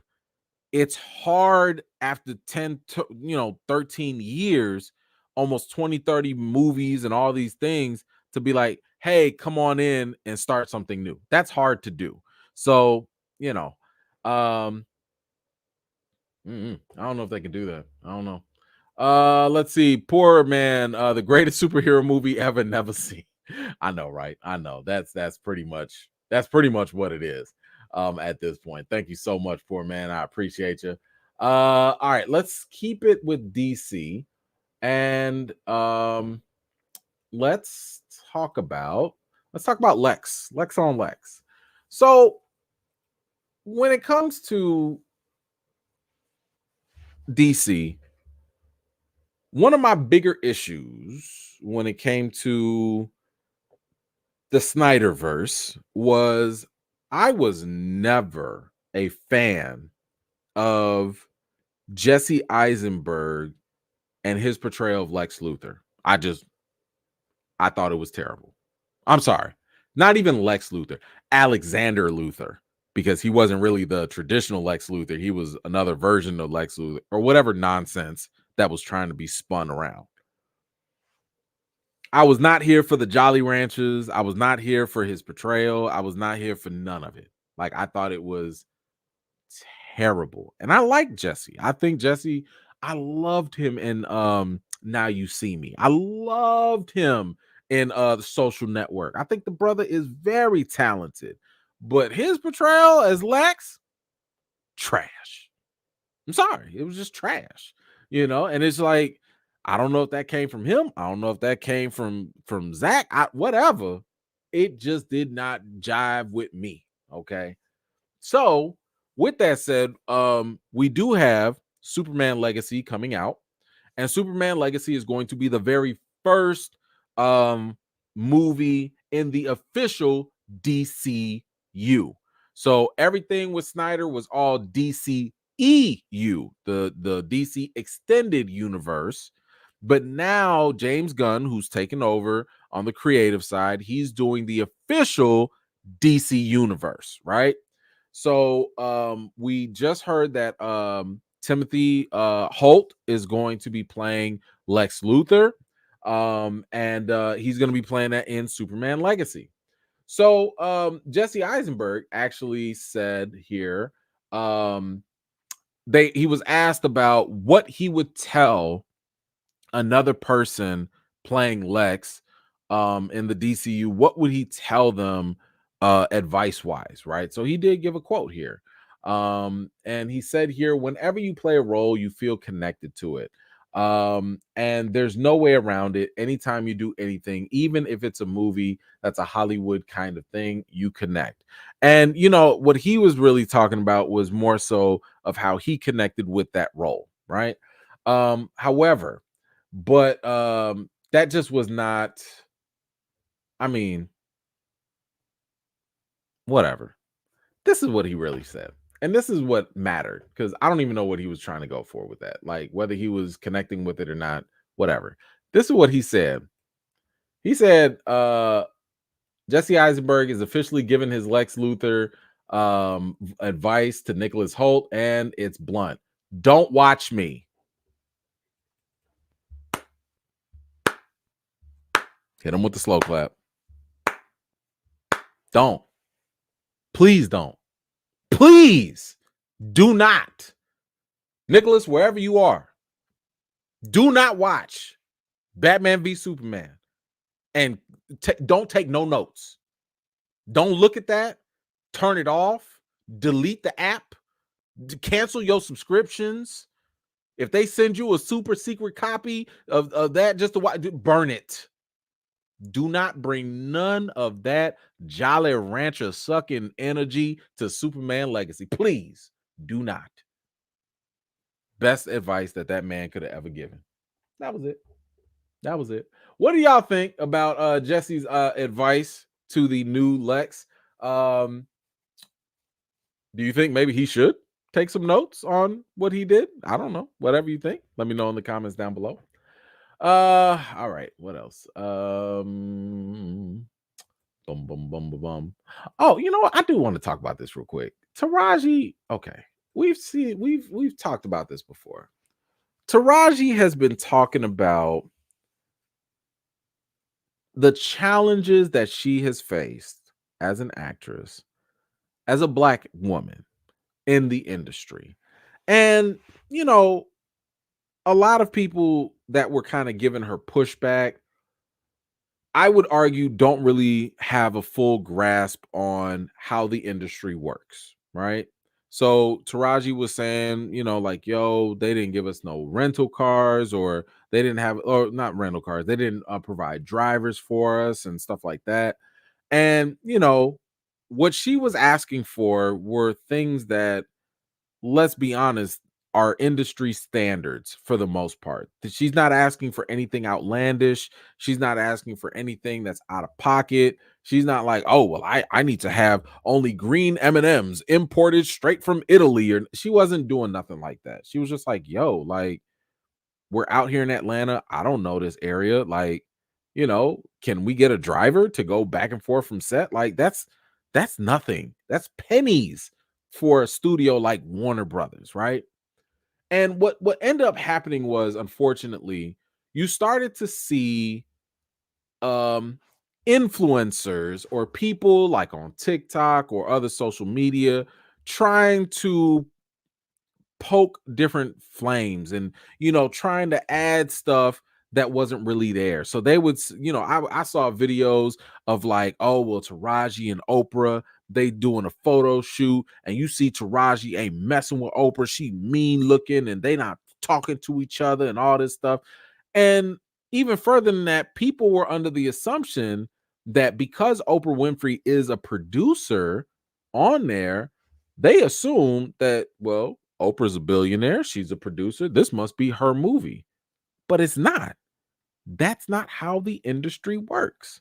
And, I just wanted to kind of put it out there so that maybe people can understand that all these things that you're hearing are not the way that they sound. So, for example, even that video of Taraji just looking mean and, Oprah just like, they just not vibing. Oprah came out and said, like, we were doing a photo shoot and it was cold outside. I don't know about none of y'all. I don't like the cold. And if I'm sitting there on a roof with cold wind chills and I have to sit here and smile and all that, I'm not sitting here chit-chatting and smiling, whatever. I want, look, taking pictures so we can go inside. Okay. So, like, that's one thing. But the other thing I need people to understand is the fact that, like, just because you're a producer does not mean that you own the movie. Sometimes that can be the case, but that's not always the case. And producers have different roles. Some producers can sit here and be like, just the money, right? So, for example, Shaq has been known to produce or be a producer on films, but he's not on set. He's not calling the shots. He's not reading scripts and giving notes and changes. He's not doing all. He's just like, man, here's that money to go make your movie and just give me my return, right? Like, give me my profit when it's done. And that's it. Sometimes they're just there for the money. Sometimes they will be more hands-on. And that was something that Oprah came out to talk about as well, where she was like, that's what her role was on The Color Purple. But in regards to this whole beef or whatever, you do have Taraji addressing this, and I thought it was important at least to highlight this because people be so focused on the negative that when the positive come out, don't nobody want to highlight that. So like one thing that she said, look at them, you see, they're fine, one thing Taraji said is, what you're not gonna do is pit two black women together, not on my watch. Good. She said it right there from the jump. That's not what this is, and y'all not gonna sit here and try to create all this drama and beef. In other words, ain't no beef with her. Okay, she don't have no beef. And here's the other thing, and this came from Oprah on I think it was an interview on the red carpet. She said, people are saying that I was not supporting Taraji. Taraji will tell you herself that I've been the greatest champion of this film, championing not only the behind the scenes production, but also everything that everybody needed. In other words, Oprah was the one when Taraji was like, yo, how come we don't even have like cars or whatever? Taraji would call Oprah. Oprah would go talk to the studios And the studios would bend over at that point because guess what? You don't listen to Oprah, first of all. But whenever you have these issues, when it's an actor that is not feeling paid equally, when it's an actor having issues on set or whatever, that's them and the studio. The studio is the one that controls the budget, not the producers. Producers can be advocates. The producers can sit here and bargain and stuff with the studios, but it's not the producer's call all the time. Now, if you're something like Marvel, where Kevin Feige is the producer, but he's also the studio, that's a different story. And by the way, I find it very funny how everybody want to sit here and blame Oprah. Last time I checked, Steven Spielberg was also a producer on that too. How come he ain't get no heat? Why is it that when people thought that there was a problem, nobody wanted to look at Steven Spielberg, but they did want to look at Oprah? Suspect. I don't like that. But I am glad that these sisters did clear this all up. And unfortunately, this is another backlash that kind of happened, which is because Taraji spoke up. And in my opinion, she was just fine, right? She was just fine with speaking up on her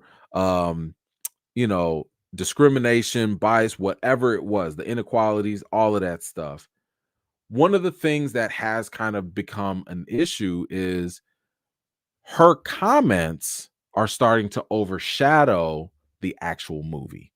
And that's something that is not a good look, especially when it comes towards you're in award season. Now I'm not gonna name no names, but it was brought to my attention that some Academy voters, so let's just say people that have pull in the industry, have become apprehensive of actually even watching The Color Purple because of Taraji's comments. In other words, they're very uncomfortable with the perceived negativity around the film that they're not even bothering to watch it. That to me breaks my heart because I've told y'all before, I thought Color Purple was amazing and a fantastic thing to watch. And it sucks. It sucks because one thing that, kind of, and it's problematic because it's not just in the movie industry, but especially when it comes to Black women. When you have a double minority, it's never the right time to speak up, right? Because if you speak up, oh, you're just complaining. Oh, you're just the angry Black woman. You're not grateful and all this. And if you don't say anything, closed mouths don't get fed. So it's kind of like, dang, you damned if you do, damned if you don't, you know? So Taraji actually commented on this whole overshadowing thing of basically this movie falling under the radar for some voters. And it's one of the reasons why they're not getting the award attention that they probably deserve. She says here, I hope they can focus back onto this film because right now, to me, it feels like what I said is now becoming louder than this beautiful film. And that's not fair to me or anybody in the film because the film deals with women who are oppressed, who live in an oppressed system, men and women, and all the characters in that film except for the white people. So that movie is about healing. That movie is about sisterhood. And she's right. She's right. This movie is yes, it has troubling things in it, but it's about overcoming those things and moving forward. So it sucks because what she's kind of going through at this point, it reminds me of kind of like how some people want to go hardcore for certain topics, certain subjects, certain movements, whatever, campaigns, whatever. And the question always comes down to this. Do you want to be right or do you want to win? And unfortunately, it's not always going to be one. It's not going to be both. So you can sit here and be like, yo, I won't change now. And this is not right. And guess what? You could be right. But by just merely speaking up, you might not win. And if you do it another way, maybe you win, but you might not be able to speak your truth the way that you want to. or when you want to. And unfortunately, that's kind of the world we live in nowadays.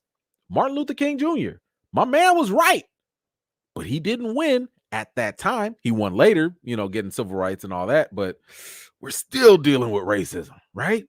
Jesus was right, but my man didn't win at that time. Now, if he come back, hey, that's a win, and he was right, But I'm just saying, the way the world works, unfortunately, you can't have both. And right now, what she's saying is right. That yes, you should get paid equally. Yes, you should get all the things that that your coworkers of other persuasions are getting, but she's not winning, and that sucks. So anyway, what do y'all think about Taraji's situation and the whole Color Purple thing? Do you think she should be quiet and just stop talking about it? Do you think she should keep it up and speak her mind? Whatever you think, let me know your thoughts in the comments down below. All right. We got Kevin Hart. So if y'all recall, Cat Williams has shocked the world.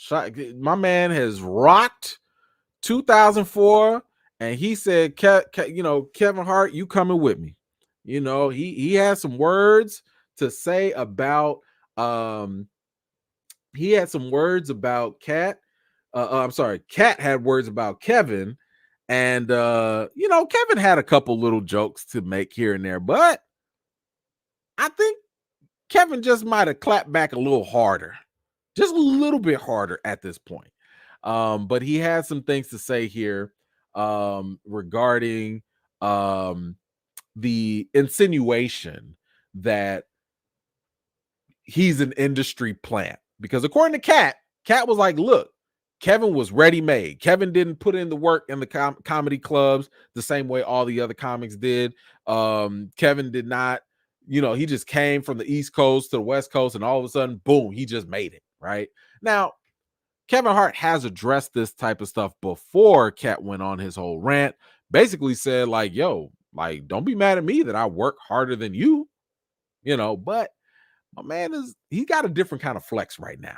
So Kevin came out and talked about this here. And it says here he was also asked about a recent accusation made by fellow comedian Cat Williams that alleged Hart is nothing but an industry plant. And he said, it's not worth my time for a response or an engagement. It's extremely beneath me in the position that I'm currently in. I think those that can't talk about those that can.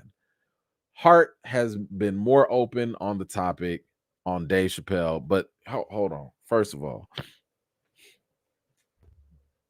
my man said, I'm big bank, you little bank. Big bank, eat little bank. I don't have time for this.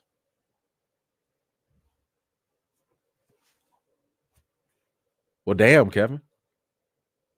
Damn. I mean, that's he's not wrong. He's not wrong, because although I would say both of these guys have had their time as the top of the comedic game, probably from a business side, Kevin is probably doing obviously a lot more than Cat at this point. It just reminds me of Jay-Z. It reminds me of like Jay-Z being arguably one of, the top 5, maybe top 3 best, greatest rappers alive, right? Or ever. And when people try to take shots at Jay-Z, just like, why would I dignify that with a response? Because if I dignify that with a response, it elevates the other person as being legitimate, or whatever they said as legitimate. I'm not mad at this. I'm not mad at what Kevin said. I mean, I like both of these guys. I like both of them. But I'm putting a little respect on what Kevin said. If you are at a certain level, there is no bigger check to somebody that's coming at you than not even entertaining them. Like, you are insignificant. You are below me. Kevin said, it's above me now because I'm above you. Woo! Woo! Yikes. Yikes. So I just thought that was very interesting.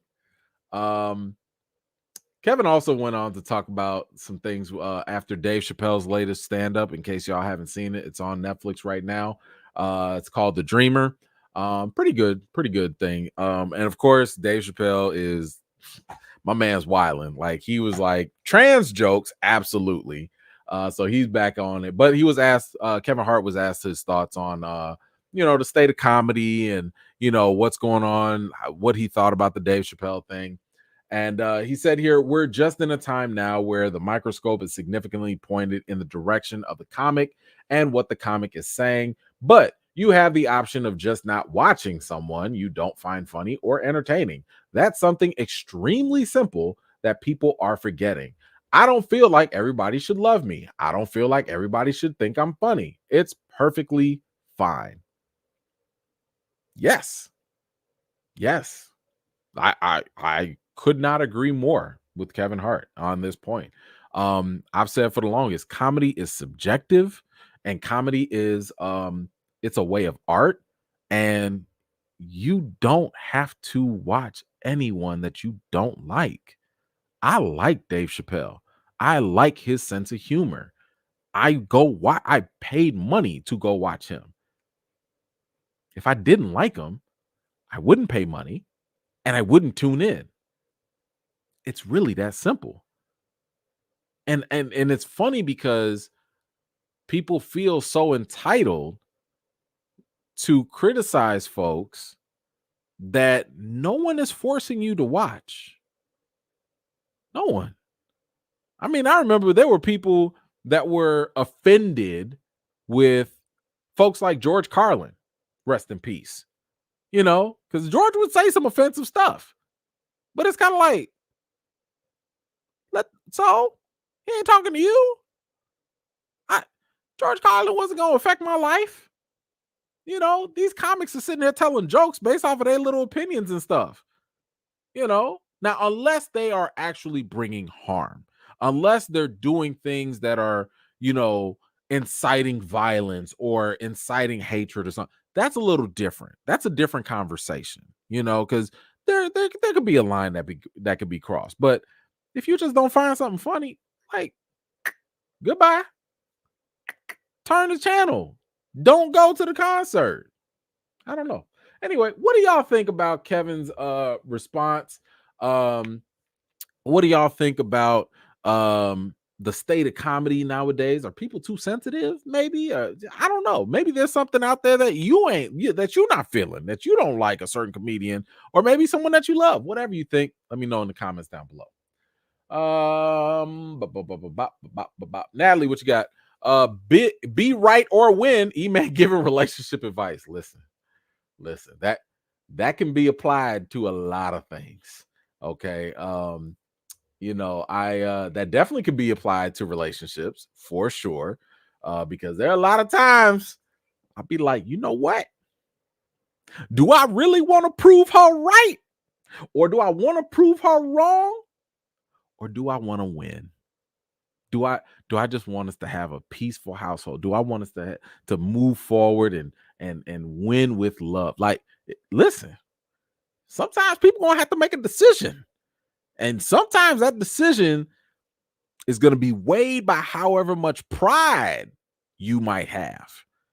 And listen, what they say, the fall come before the pride, or the pride come before the fall. Yeah, pride come before the fall. So anyway, that's another conversation. That's another conversation, another channel, another conversation. All right, let's move on. Oh yeah, let's talk about this secret movie. So, in case you did not know, apparently there is a secret movie that is being made in Hollywood at this time, and it is from none other than Ryan Coogler. So Ryan Coogler and Michael B. Jordan are teaming up once again. They team up just like Scorsese and Leonardo DiCaprio at this point, but they are coming up with a new movie. But this is it's kind of weird because everything is being kept under wraps. And let's see, let's go to the exclusive here. It says Ryan Coogler, Michael B. Jordan teaming up for a secret genre movie. Let's see, it says here the project is operating under such a veil of secrecy that little is known about it. In fact, executives and buyers were forced to make the pilgrimage to the Beverly Hills office of WME, the agency that represents Coogler and Jordan, in order just to take a gander on the script and get details. The project is being described as a genre feature. Two sources have said there is a period element to the story, and Coogler's camp had no comment. Wow. I mean, guys, we've talked about upcoming movies multiple times. And, they'll say stuff like, oh, we got a Highlander movie that's coming out, but no details yet. Okay. At least we know it's about a Highlander. Or, this person is going to do this movie about the Holocaust, but no details yet. Okay, cool. We know it's going to be about the Holocaust. Y'all sat here and said that this movie was so secretive that you made the executives from other studios come over to y'all place just to get details about it. What this tells me is that, at least this was my impression. My impression is you probably are going to make a movie that's going to piss a lot of people off. You probably are going to make a movie that's going to ruffle some feathers. Something that's going to make people very uncomfortable. If you got to be that secretive. I mean, what are you really hiding? Because clearly, if you bringing people to you, that means you don't want no messages sent. You don't want no leaks. You don't want no info coming out. But what you hiding to this, I ain't never heard. In the multiple years I've been covering and reading about movies and the entertainment, I ain't never heard of something being this top secret. Not this much. Now, they said here that there was a period element to this. So y'all doing something in the past? What are y'all doing? I mean, it can't be some slave movie because Hollywood love them a good old slave movie. I've seen people throw out, maybe it's the Mansa Musa, basically the richest man, in the history of the world at the time, a black man, African man, African king, maybe. Because I do recall, I want to say it was Michael B. Jordan that said that he was, or at least the rumors were that he was going to make a Mansa Musa movie. Could be. Maybe. But I still got the belief that it's going to be something that's going to rub people the wrong way in some way, shape, or form. I don't know. But we do have one rumor, and this is coming from the same guy that's been giving us inside scoops for a while now, Snyder. And I don't think y'all would guess what this is. Let me give y'all an opportunity to guess. What do y'all think it could be about? Just real quick. We don't know the genre, so this could be a horror, this could be a comedy, this could be drama, satire. We don't know. But what do y'all think? Just real quick. I'm curious to see what y'all think, because I want to see how this compares to the rumor that just dropped of what this movie could be about. I'll say one thing, it ain't got nothing to do with Marvel. Like, it's just no. Because they don't have to do that. I'm seeing some good ones. JFK, first Black Panther. I like that. A Western playing Hercules or He-Man. That would ruffle some feathers. Okay. So here we go. Michael B. Jordan and Ryan Coogler's new movie will reportedly be focused on vampires. Vampires. I didn't see that coming. I did not see that coming. Like, I really thought that it was going to be more, socially provocative of some sort. But they said a period piece. So this could be one of those vampires in ye old England or something like that. Maybe he's a vampire hunter. Maybe he's I don't know. I don't know. But hey, maybe he's Blackula. I don't know. That would be interesting. You know, Michael B. Jordan as a vampire. Maybe he's a vampire hunter. I don't know. But yeah, this sound I'm interested. I mean, you had me at the genre already. So I don't know. I don't know. What do y'all think about this now? What do y'all think about Ryan Coogler, who again, great director, and Michael B. Jordan? I think they do very good work together. What do you think about this potential period piece? And the rumor that it could be dealing with vampires. Whatever you think that could mean, let me know in the comments below. That definitely sounds interesting to me. All right. Let's see. Got a couple here. Mambo, Cat Williams, 2 million. Kevin Hart is 450 million. That's a big gap. If that's accurate, that's a big gap. Very, very big. Nelson, is a secret movie related to Marvel or DC? I doubt it. I really doubt it. Because if it was, why do you need a secret meeting? That like Marvel would just have the meeting. They don't. What do you need a secret for? They would just have the meeting if that was the case. Let's see. JN, my earlier chat. Coogler has the rights to Bitterroot. That could be part of it. I haven't followed up on Bitterroot, so I don't know. I don't know if that deals with vampires or not, but if it does, cool. But thank you so much. Anthony, it'd be cool if it was about Yasuke or Yusuke, the samurai. Sure. I think that'd be a lot better than I think Lakeith Stanfield wanted to do that. Yeah, well, I'd take Michael B. Jordan to do it instead. I think that'd be interesting. Let's see. JN Coogler is producing a movie about the January 6th riots. Cool. I'm listen. I would not mind seeing that. Matter of fact, I was just talking to a friend of mine, and I was thinking to myself, that Civil War movie that's coming from A24, if that thing don't start off with the January 6th like video footage as the kickoff to all that, throw the movie away. Because if that ain't the reason, I don't know what is. I don't know. Let's see. Shogun secret movie is Blade because Mahershala dropped out. No. Mahershala just commented not too long ago. We talked about it. He's happy. He's good. They're writing. They're about to start shooting soon, I want to say. So yeah, Mahershala is still on board. No problem there. Anthony, what you got? It'd be nice to do a biopic on someone not a slave or Jim Crow. Yes, you're right. It would be. Unfortunately, for black folks, the further back you go in history, story's not always all that great. So we have to wait and see. Now there is one slave. I did say would not be a bad one. And that is Robert Smalls. Robert Smalls would be the best slave story I would love to see. I want to see that story. And that's a story that needs to be seen. And if you tired of slave movies, you watch the Robert Smalls story.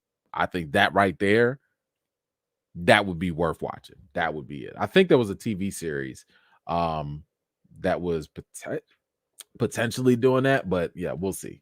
All right, let's move on to, let's see, we got the Coogler. Here's a interesting topic, and it's a little controversial. Just a little controversial. Dress controversy. All right. We have talked about, I don't think we've talked about it specifically, but Cat Williams definitely talked about it. And Dave Chappelle has talked about it. And what it's in reference to is there an issue in Hollywood with black men putting on a dress. Now, Kat has talked about it from an Illuminati perspective, as if like you got to do something strange for a piece of change in the industry. Um, he has Dave Chappelle has talked about how the pressures of how he was pressured into trying to put on a dress and stuff like that. Um, and we've seen many people, many actors putting on dress. Tyler Perry. By the way, Tyler Perry had already talked about it when he was asked about this whole thing, and he was like, "Didn't nobody force me to put a dress on? I put that on because I wanted to put a dress on." And he also said that he put it on as a costume, not as a way to like express himself or whatever. So he was like, "Man, Medea is a costume for me. I don't, which hey, that's his right." But we've seen others, Martin Lawrence, Wesley Snipes, um, Eddie Murphy. We've seen a lot of talented black, male actors get into a dress. There have been also other actors who have said that, like, no, I'm not going to put on a dress. And more times than not, it does not work out as well for them. I'm thinking of Omar Gooding, I believe, from Baby Boy. He had an interview where he talked about like, I'm not doing certain things. And it's not, he's like, I'm not homophobic, I'm not transphobic, it's nothing like that. Um, he's just like, it's just not for me. Now again, yeah, whoever can put on whatever conspiracy theory hat that they want to, y'all entitled to all of that. But I just thought that it was an interesting conversation to have because we just got Marlon Wayans who weighed in on it. He was asked about this in an interview, and he gave an interesting response. That I wanted to cover and talk to y'all about.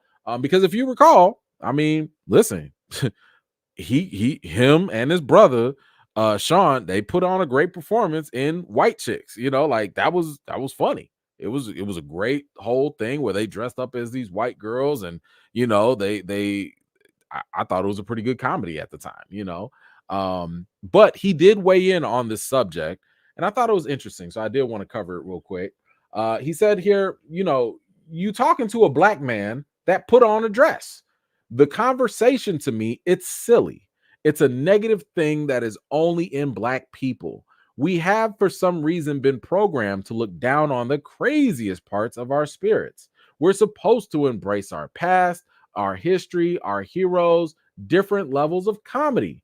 Robin Williams puts on a dress and wins an award. His community embraces him.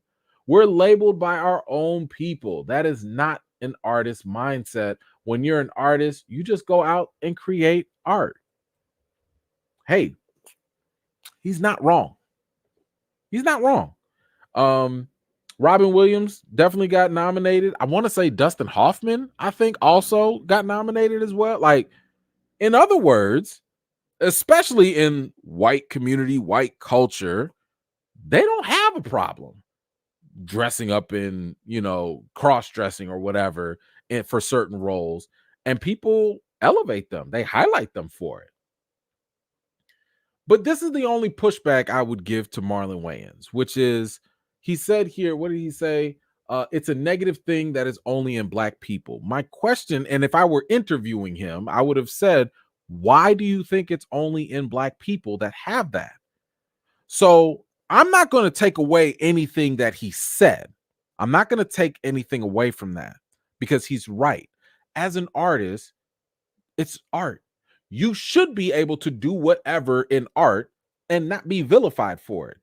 However, as a black man, you should also understand that black people, especially black men, have a history. We have a cultural, historical stigma that has also happened to us. That's where that trauma comes from. That whole buck breaking or the whole thing of like emasculating black men during slave times, that generational trauma, it's unique and it has passed down over time. That's not the story for white culture. That's not the story for Asian, Latino, Hispanic culture. They don't have that past trauma, and that's why it's a black thing. So you're right. It is something that is negative for black people. At the same time, you're right. It is something that when it comes to art, you should have that freedom of expression. So what I would only argue is both of y'all are right. Both sides are right. And at the same time, both sides should be able to stand on their truth. If you want to put on a dress and if you want to go do your thing, go do your thing. I still laughed at Big Mama's house. I still laughed at the clumps. I laughed at all that. I was there. I was ha ha ha laughing.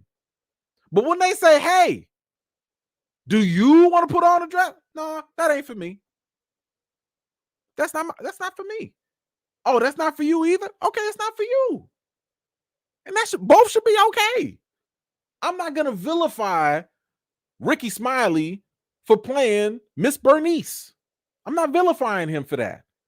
That's that man's choice. That man is putting food on his table. If he wants to do that for him and his image, let him be. It's not going to be my story.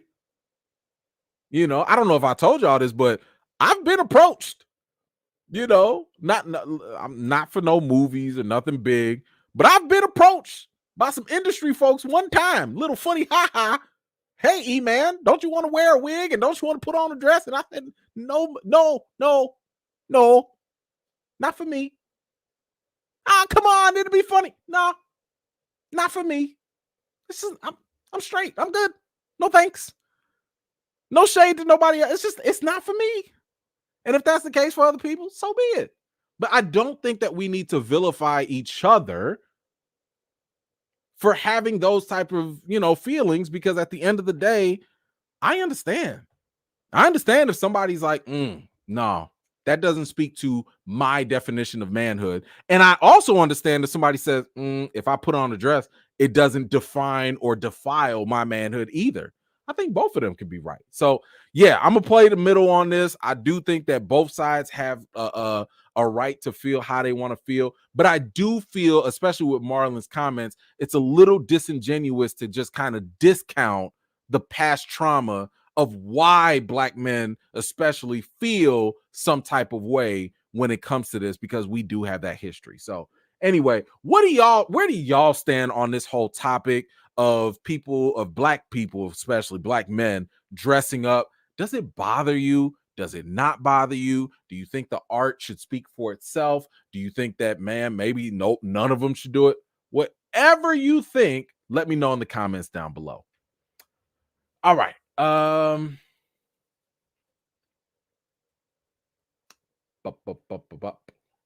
Ooh, Latrice, Vampire in Brooklyn remake. Would not, you know what? But like, is it gonna be a comedy if they do that? Because I don't know if Michael B. Jordan could do that. Because like, I mean, it wasn't really a comedy, but just with Eddie Murphy. I don't know. Maybe. What you say, Shogun? WME, Warner Media Entertainment. No, I think that was the I forget what it's called. You can Google it though, but I think it was it's a PR group. It's not I don't think it's like Warner Brothers. It's a PR group or a talent agency. It's a talent agency. Let's see. JM, what you got? Society often emasculates black men out of fear. Wearing a dress is of another form of it. Most leading black men have to do it, have had to do it.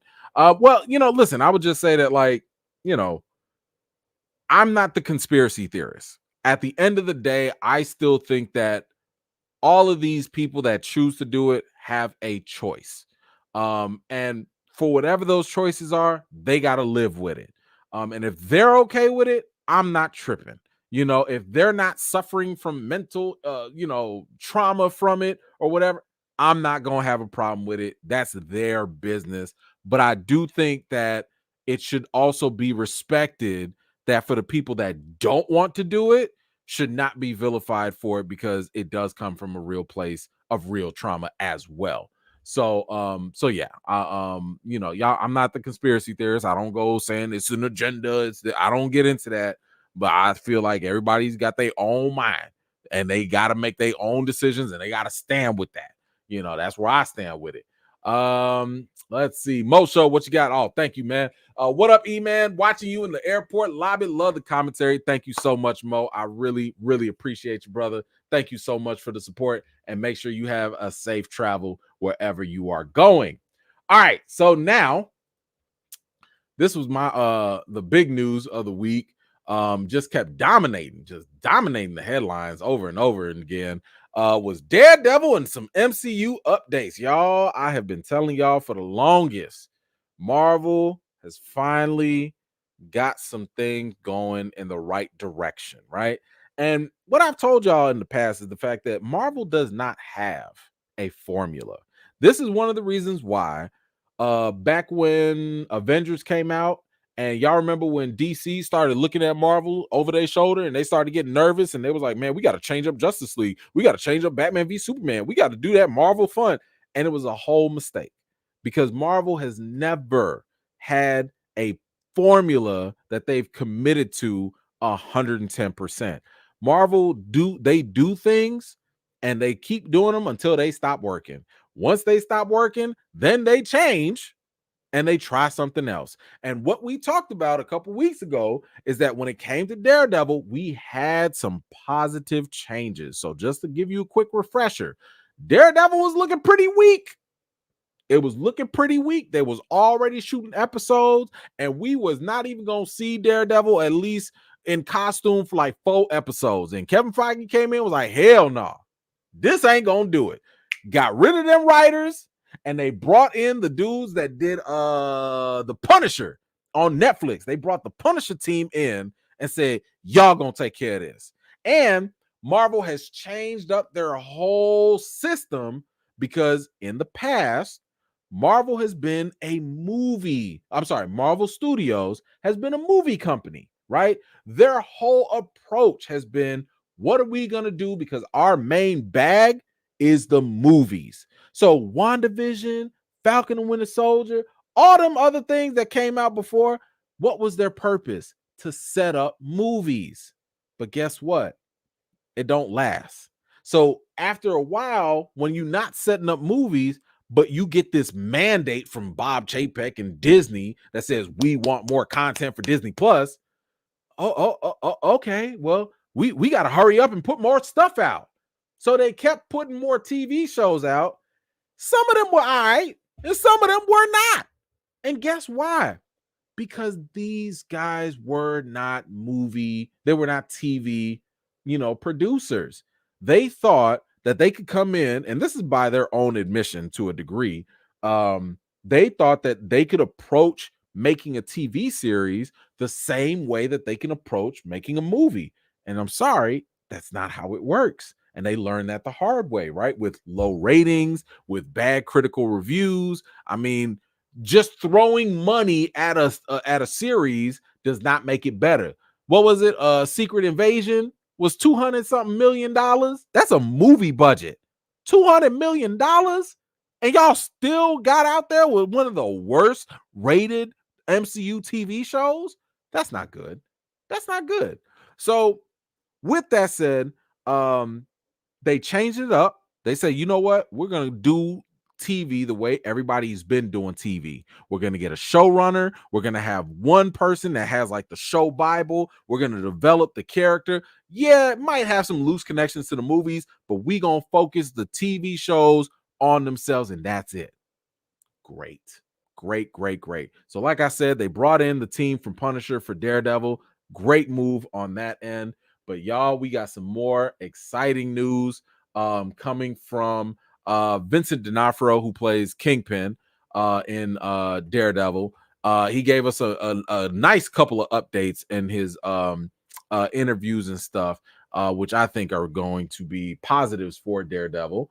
So he says here, we're days away from restarting Daredevil. So that's where we're about to plunge into a lot of work. We're shooting in New York, in the studio, and on locations here, Brooklyn, Manhattan, and Chelsea, stuff like that. So positive is that while this keep in mind the whole production did get stopped and paused because of the strikes. They're going back to business. They're shooting soon, and that will get going. But now, if y'all recall, when it was first reported that we were getting Daredevil, now remember, we was all complaining about like, why are you giving us these funky little series with only 5-6 episodes? What are you doing? Like, give us at least like 8, 10, 12, something. Give us some meat on the bones. Like you screwing us over now, right? But Daredevil was announced to have 18 episodes, which was like, whoa, okay, y'all. That's a lot more. That's a lot more than what we was asking for, but we here for it, right? Well, according to a new report, it sounds like that might not happen. And I think this is also Vincent D'Onofrio saying this, that the episode count might change. It says here, as things stand, fans are no longer guaranteed that healthy 18 episode order. From D'Onofrio, he says, the amount of episodes keeps fluctuating, so I don't really know the number that we're at right now, but it seems like there are few shows that could work with more episodes than some that just need 8 or 10 or 6. Echo is like 5. He goes on to say, I think this show could definitely work with more episodes, and I know that Charlie Cox is, and I am too, happy to do that. But the number keeps fluctuating. I think you're going to have to wait for an official announcement because I don't want to say a number that we're going to do because I'm not even quite sure what it is. Okay, listen, I don't have a problem. You don't need to give me 18 episodes. I don't need that. Okay. I just need the story to make sense. I need the characters to develop. And it is Daredevil. You better come with that heat. You better come with that action. Them fight scenes. That's all I need. If you can do that, we are in business. Okay. I don't care if it's 9 episodes, 18 episodes. Just tell the story, develop the character, keep us engaged. That's all I need. Okay. So we have another development with Daredevil. And this was also I should also mention this too. Don't be giving us like 18 episodes of 20 minutes. Don't do that. Don't do that. Give it us, and it depends on how you're gonna release it. If you're gonna release this stuff weekly, you need 45-minute episodes minimum. Give us enough to chew on for the week so that by the time we can go into the next week and be all right. I'm not waiting a whole week for a 20-minute episode. Don't do us like you did with She-Hulk. I'm not here for that. Just give us 45 minutes or longer and then go on to the next episode after that. So, but anyway, the other development we have is a lot of people, so I think some of y'all felt more bad about this. I didn't care. I personally did not care. But they were not going to bring everybody back. We got Charlie Cox back. We got Vincent D'Onofrio back. So I'm like, yo, we got Daredevil. We got Kingpin. We good. We got the star players already, but there was some people that was left out, like Karen and Foggy, and people were sitting here like, oh man, they not going to be there. They were saying wasn't nobody calling them or nothing. But according to a new report, guess who's back? That's right. According to this report, Deborah Ann Wall and Eldon Henson are returning for Daredevil Born Again. It says here, according to noted industry insider Jeff Snyder, Wall and Henson will reprise their role as Karen Page and Franklin Foggy Nelson in Daredevil Born Again. It says still Marvel Studios' Daredevil reboot will reportedly hew closer to the original Netflix series under Scar to Pain, and that's the duo that took over this series. So I like that sound. I like that. So I don't care about Karen and Foggy. It's nice that they're coming back. That's great. But you telling me that this is going to be closer to what Netflix had? This is what we told y'all from the jump. Didn't we say this from the very beginning? If it ain't broke, what are you trying to fix? There was nothing. Matter of fact, I'm still curious why y'all didn't just bring the original Netflix team back. Why didn't you just bring it? Yo, all y'all Netflix folks, y'all made all of y'all that made the fire, come on back home. Come on over here. We gonna make some more TV together. Why didn't that happen? Now, I'm not saying the Punisher team, that's fine. The Punisher was cool. So I'm okay with this. It sounds like we're going to go back to the same tone and the same vibe that we got from Netflix. So I'm like, okay, as long as y'all can do that, I'm with it. I am with it. Let's see. We got some more. Oh no. Oh man. I think I just messed up. Dang it. There was some more here from dang, I just messed this up. My bad, y'all. Let me catch it. I just highlighted everything I did not need to highlight. Dang,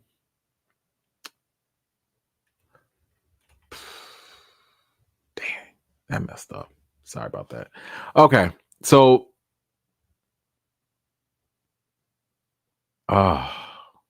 dang, it's like this long article. And I spent like all this time finding these little quotes, and now this thing just erased all of it. Oh, I'm sorry. I messed this up. Let me see if I can find it though. What did he say? No, I'll just paraphrase it. Okay. We ain't gotta make it we don't have to make it all complicated. So Vincent D'Onofrio, in this interview, one thing that he ended up saying here was that a welcome change that he and Charlie Cox really loved was the fact that, yes, they were bringing people in from the Netflix team, from Punisher, and he loved it, right?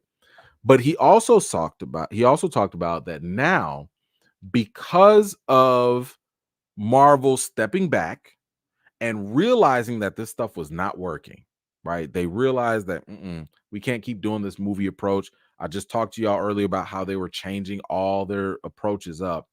He was also saying that, you know what, now Marvel is under, they are now going to make the Daredevil from Netflix canon.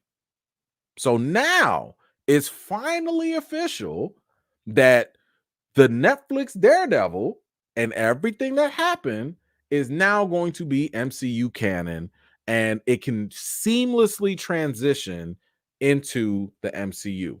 And we also got Brad Winderbaum. He's basically Kevin Feige Jr. because he takes care of all the streaming stuff and TV stuff on Disney Plus.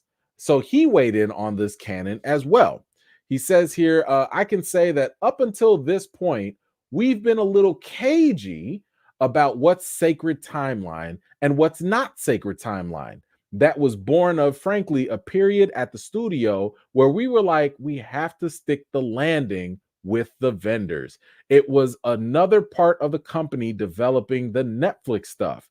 We were aware of what they were doing. They were aware of what we were doing, but there was a lot of balance anyway. But now that some time has passed, now that we see actually how well integrated the stories are, I think that I personally, Brad Winderbaum, would be confident in saying that it's part of the sacred timeline. Great. So, in other words, and we also, by the way, saw that Marvel had added a bunch of the Netflix shows onto the Disney Plus MCU timeline. So they added a lot of those things to the timeline. Now, here are a couple thoughts on all of this, right? For one, I like the fact that, they are at least aware that they have to figure out what's sacred timeline and what's not. Now, I would argue that you're going to have some issues because you probably can get away with adding Daredevil to the sacred timeline pretty easily, right? Notice that he said It was another part of Marvel Studio, not even Marvel Studios, of Marvel. Because keep in mind, you have Marvel, then you have Marvel Studios, okay, and they're all under Disney. So Marvel takes care of the comics. Marvel Entertainment, I want to say, or Marvel Television, they did all the TV stuff as well. Then Marvel Studios, they did the movie stuff. So like Jeff Loeb, he was over there doing the Netflix stuff, and that was not Kevin Feige. That's why for a long time I kept telling y'all, Daredevil, all them Netflix shows, they don't count. They might be in the multiverse, but they don't count because they did not come from Marvel Studios. But now they looked at the shows and they was like, all right, they good enough. We can put them in. Now I have an issue with that because my thing is like, I think you can do that with Daredevil, but can you do that with Luke Cage? Because if you do it with Luke Cage, now we got to deal with the whole Cottonmouth situation. Because remember, Mahershala Ali played Cottonmouth. Now there's an easy fix for this. All they have to do is say, maybe Blade comes from a different reality. Like maybe he comes from a different universe. Okay. Because remember Mobius and Loki, he did say like, oh, we're chasing this, we're chasing that, and we're chasing vampires. So it's possible that Blade exists in an alternate timeline. That's possible. But they cannot just bring both those together because the same actor played, Cottonmouth as well. So they're gonna need to work around. But the biggest issue that I have, and y'all know this already, what the hell we gonna do with Iron Fist? You gonna make that canon? Can we get a different Iron Fist? Because we can't go back to Buddy. Buddy cannot come back as Iron Fist. He gonna have to do some training. He gonna have to do a lot of training if y'all insist. I mean, if you want to listen, if you want to have Colleen or whatever, if she gonna come back, okay, I don't mind. I'm pretty sure some people gonna be mad. That's not my Iron Fist. My Iron Fist is a man with blonde hair. I can't have a female Iron Fist, even though it was in the comics. I don't want that. I guess some people gonna have a problem. I don't. But I do have a problem if they're gonna come back with the same dude. He can't be Iron Fist. So if y'all gonna bring him in the continuity, please recast Iron Fist. Please. I refuse. I refuse to have that nonsense be in the actual sacred timeline. But I wanted to say this because even with whatever nonsense you might have heard, this is probably the best news I've heard. And this is breaking news. This just came out. And I don't think this gets any better than this. And I've told y'all before that all Daredevil had to do was bring the Netflix people over. And guess what? They did it. They did it. Daredevil. Just now, it says here, Philip Silvera, who acted as stunt and fight coordinator on the Netflix version of Daredevil that ran in the mid-2010s, has returned to the fold to act as stunt coordinator and second unit director for the new series. Can I get a hot tub?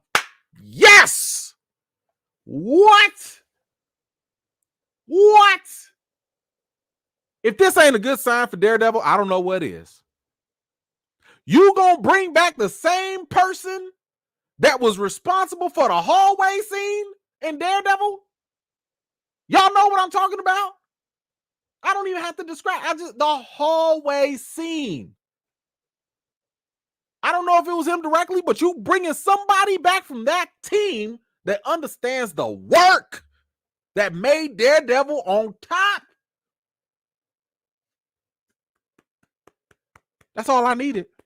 That's all I needed. Because what did we say? We need Daredevil to have that same tone. Okay, you got the Punisher team, but you need that action. And if you don't have that action, what are we doing? So I am ecstatic right now that you got all the pieces together to make Daredevil Born Again go in the right direction. You don't go forcing the episode length. You got the people back from the original show. You got the stunt coordinators back. You got the people from the Punisher, who's also a violent show. You got them in here. Let's go. So, guys, I don't know about y'all, but I'm looking forward to Daredevil right now. Right now, Daredevil's getting all the pieces that I needed to have to be at least a great show. Now, of course, it still needs to execute. You can have all the ingredients, but if you don't mix it together, it could be a problem. But I think right now that they're going in the right direction. But y'all let me know, how do you feel with all these developments, all the characters coming back, the stunt coordinator coming, the directors that are coming? How do you feel about Daredevil and the direction the MCU is going in? Do you think that this is a sign for positive change? I don't know. Maybe you still have your doubts. Whatever you think, let me know in the comments down below. All right, Nelson, what you got? Can't wait to see the MCU Daredevil series, but have to come clean, E-Man. I've seen Jessica Jones and Luke Cage. Haven't watched Daredevil, but will soon.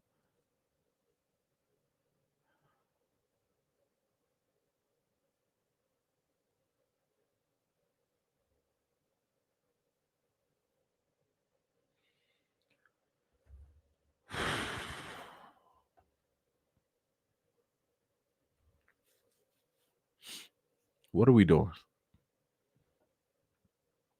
What are we doing?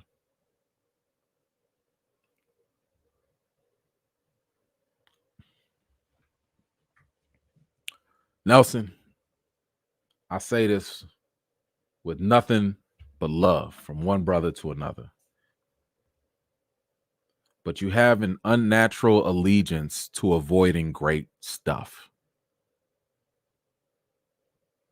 We already had you on assignment to watch Blade and The Raid. But for whatever reason, you hustling backwards. How you gonna watch Jessica Jones and Luke Cage? Now, don't get me wrong. I like Jessica Jones that first season. But how you gonna watch the more inferior shows before one of the best pieces of content Marvel has ever slapped across their name? Just, how? How?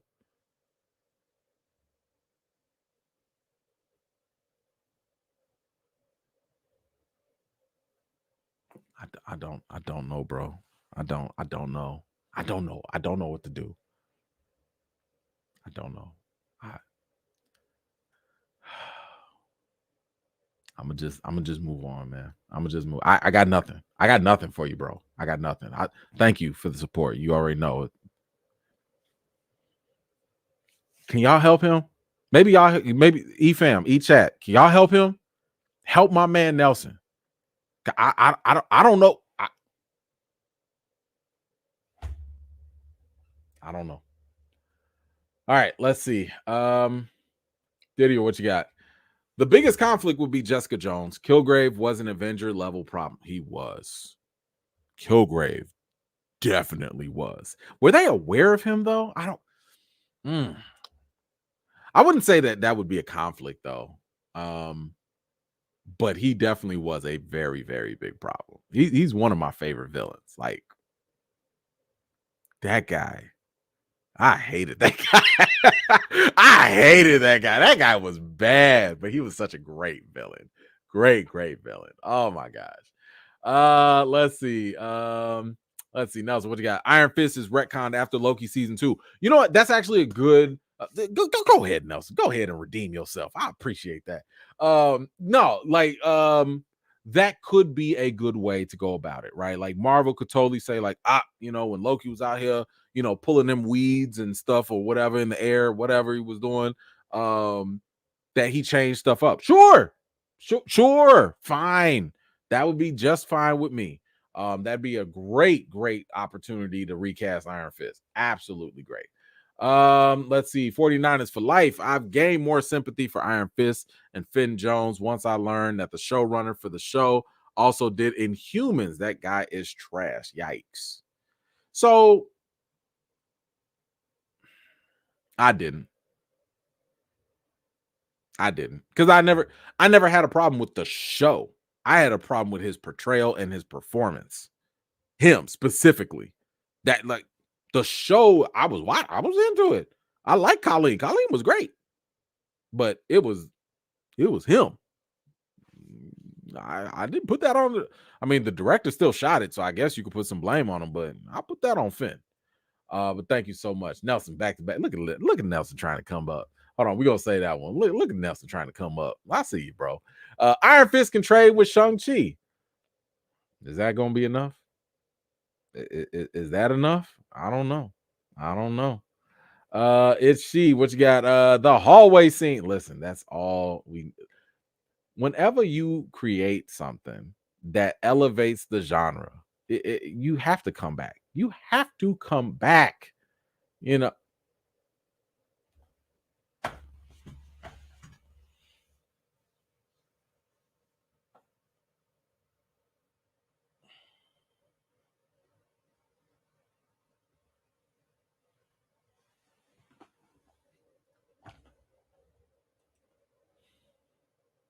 How did we get here?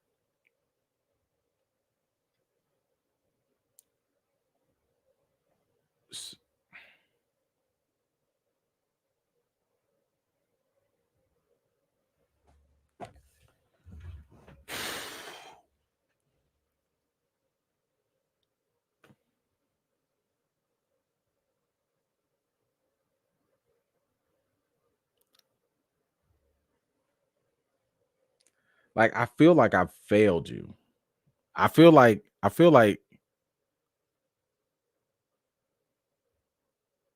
like, why did I get up this morning? How can I help you? How can I be there for you? Because here's my critic heart. I'm trying to give you my critic heart. You got me out here feeling like Tyrese. What more do you want from me?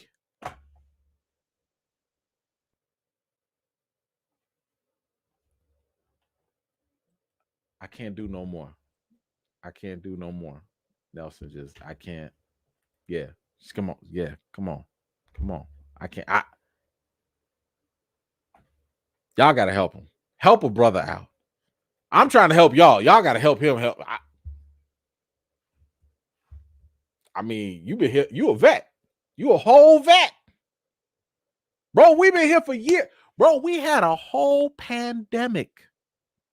We were stuck in the house for years. You ain't had no time.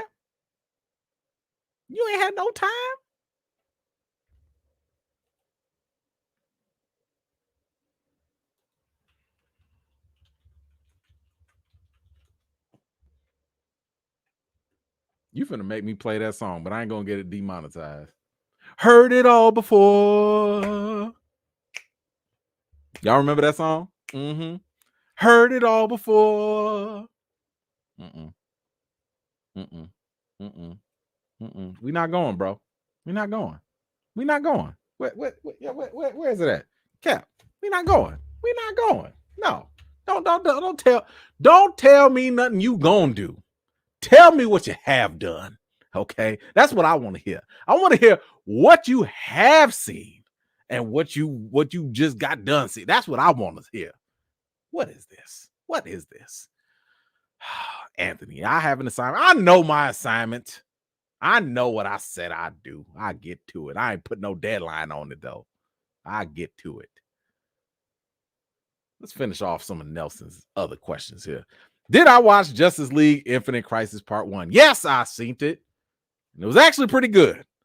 Them other Justice League movies was kind of whack. But no, not the the other ones with Batman and the caveman era and Wonder Woman in the West and all that stuff. That was kind of whack. But I will say they're finding an interesting way to connect all these movies, and that Infinite Crisis is pretty good. It's pretty good. So if y'all have a chance to check it out, one, I would say definitely watch the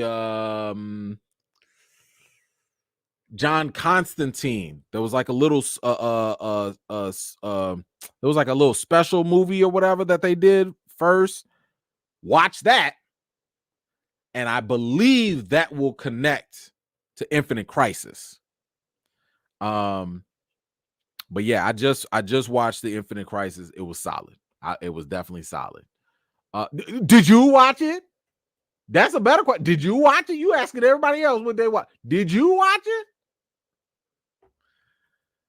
What else? Your thoughts on Kenya Barris Oz remake? Which Oz are we talking about? Are we talking about the Wiz? Are we talking about Wizard of Oz?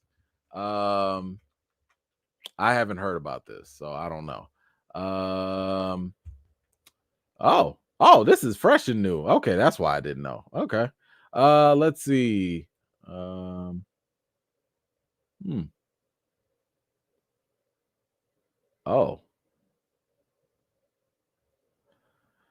Whew. Okay. Maybe I'll save this for next week. But I'll just say sus. I'm sus on it right now. I haven't read up on it. I just looked at the headline and all that. So I'll save that for next week. We'll talk about it because it didn't make the cut, but and this just dropped like now. But yeah, we'll see. Let's see, JM, what you got here? Okay, Ryan Coogler has the rights to do a story about Bitterroot, the comic book. Do you think that this is the secret movie he's doing with Michael B? I don't know very much about Bitterroot. I remember something. Oh yeah, that was the thing. Isn't this the one with Regina King or something? So I don't know. I haven't read the comic, so I don't know. Like maybe, you know, if Bitterroot has anything to do with vampires, I guess so, but I haven't read up on it enough to be knowledgeable about it, so I apologize for that. 49ers for life, first time at a live chat. Why are you lying, Bo? What you lying about, man? What are your thoughts on Anthony Mackie directing Avengers 5? I heard he's your favorite actor. Why are you like this? Why are you like this? You change your name and you act like ain't nobody supposed. You know what?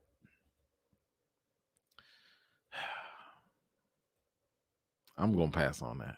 I'm gonna pass on that. So we're gonna pass on that. And we will wait. We will wait. Let's see. My man Reese coming through.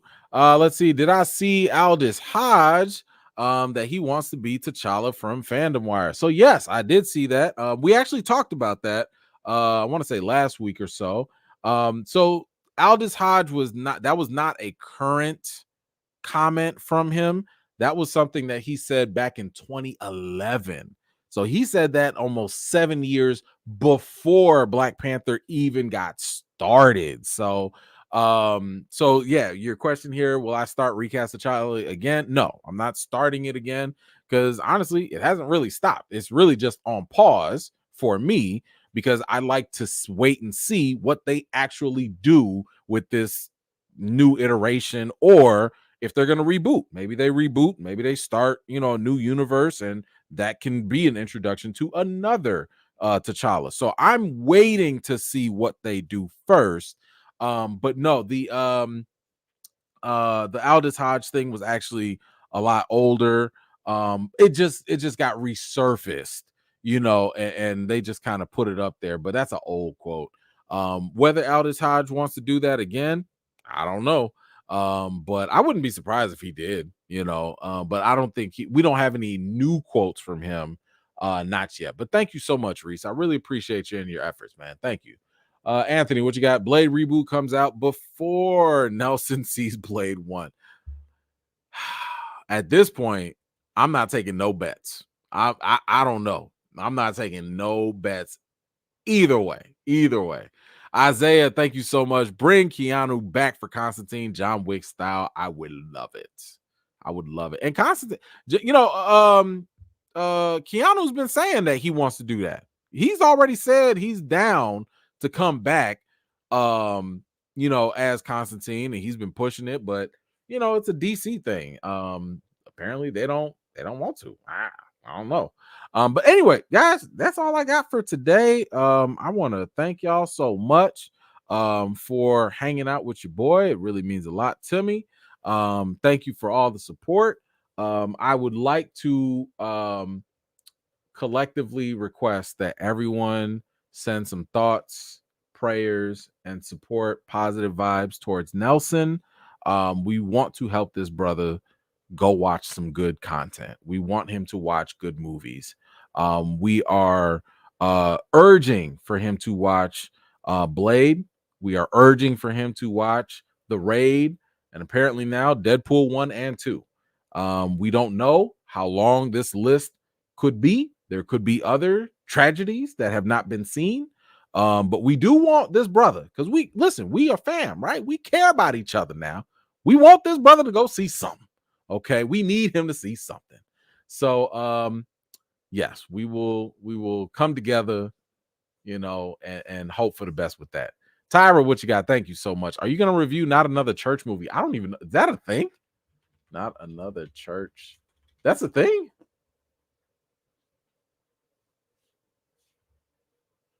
Ma'am, no. No. No. That's something my wife will watch. I'm not going to watch that. I'm not even going to tell you the title of it. Nothing. I'm not even telling you the title, because you're not going to put this on the TV. Anyway, guys, thank you so much. I appreciate y'all. Have a great weekend. You already know the deal. Wash your hands, wash your butts, and everything in between. Until next week, I'll see y'all later. Peace.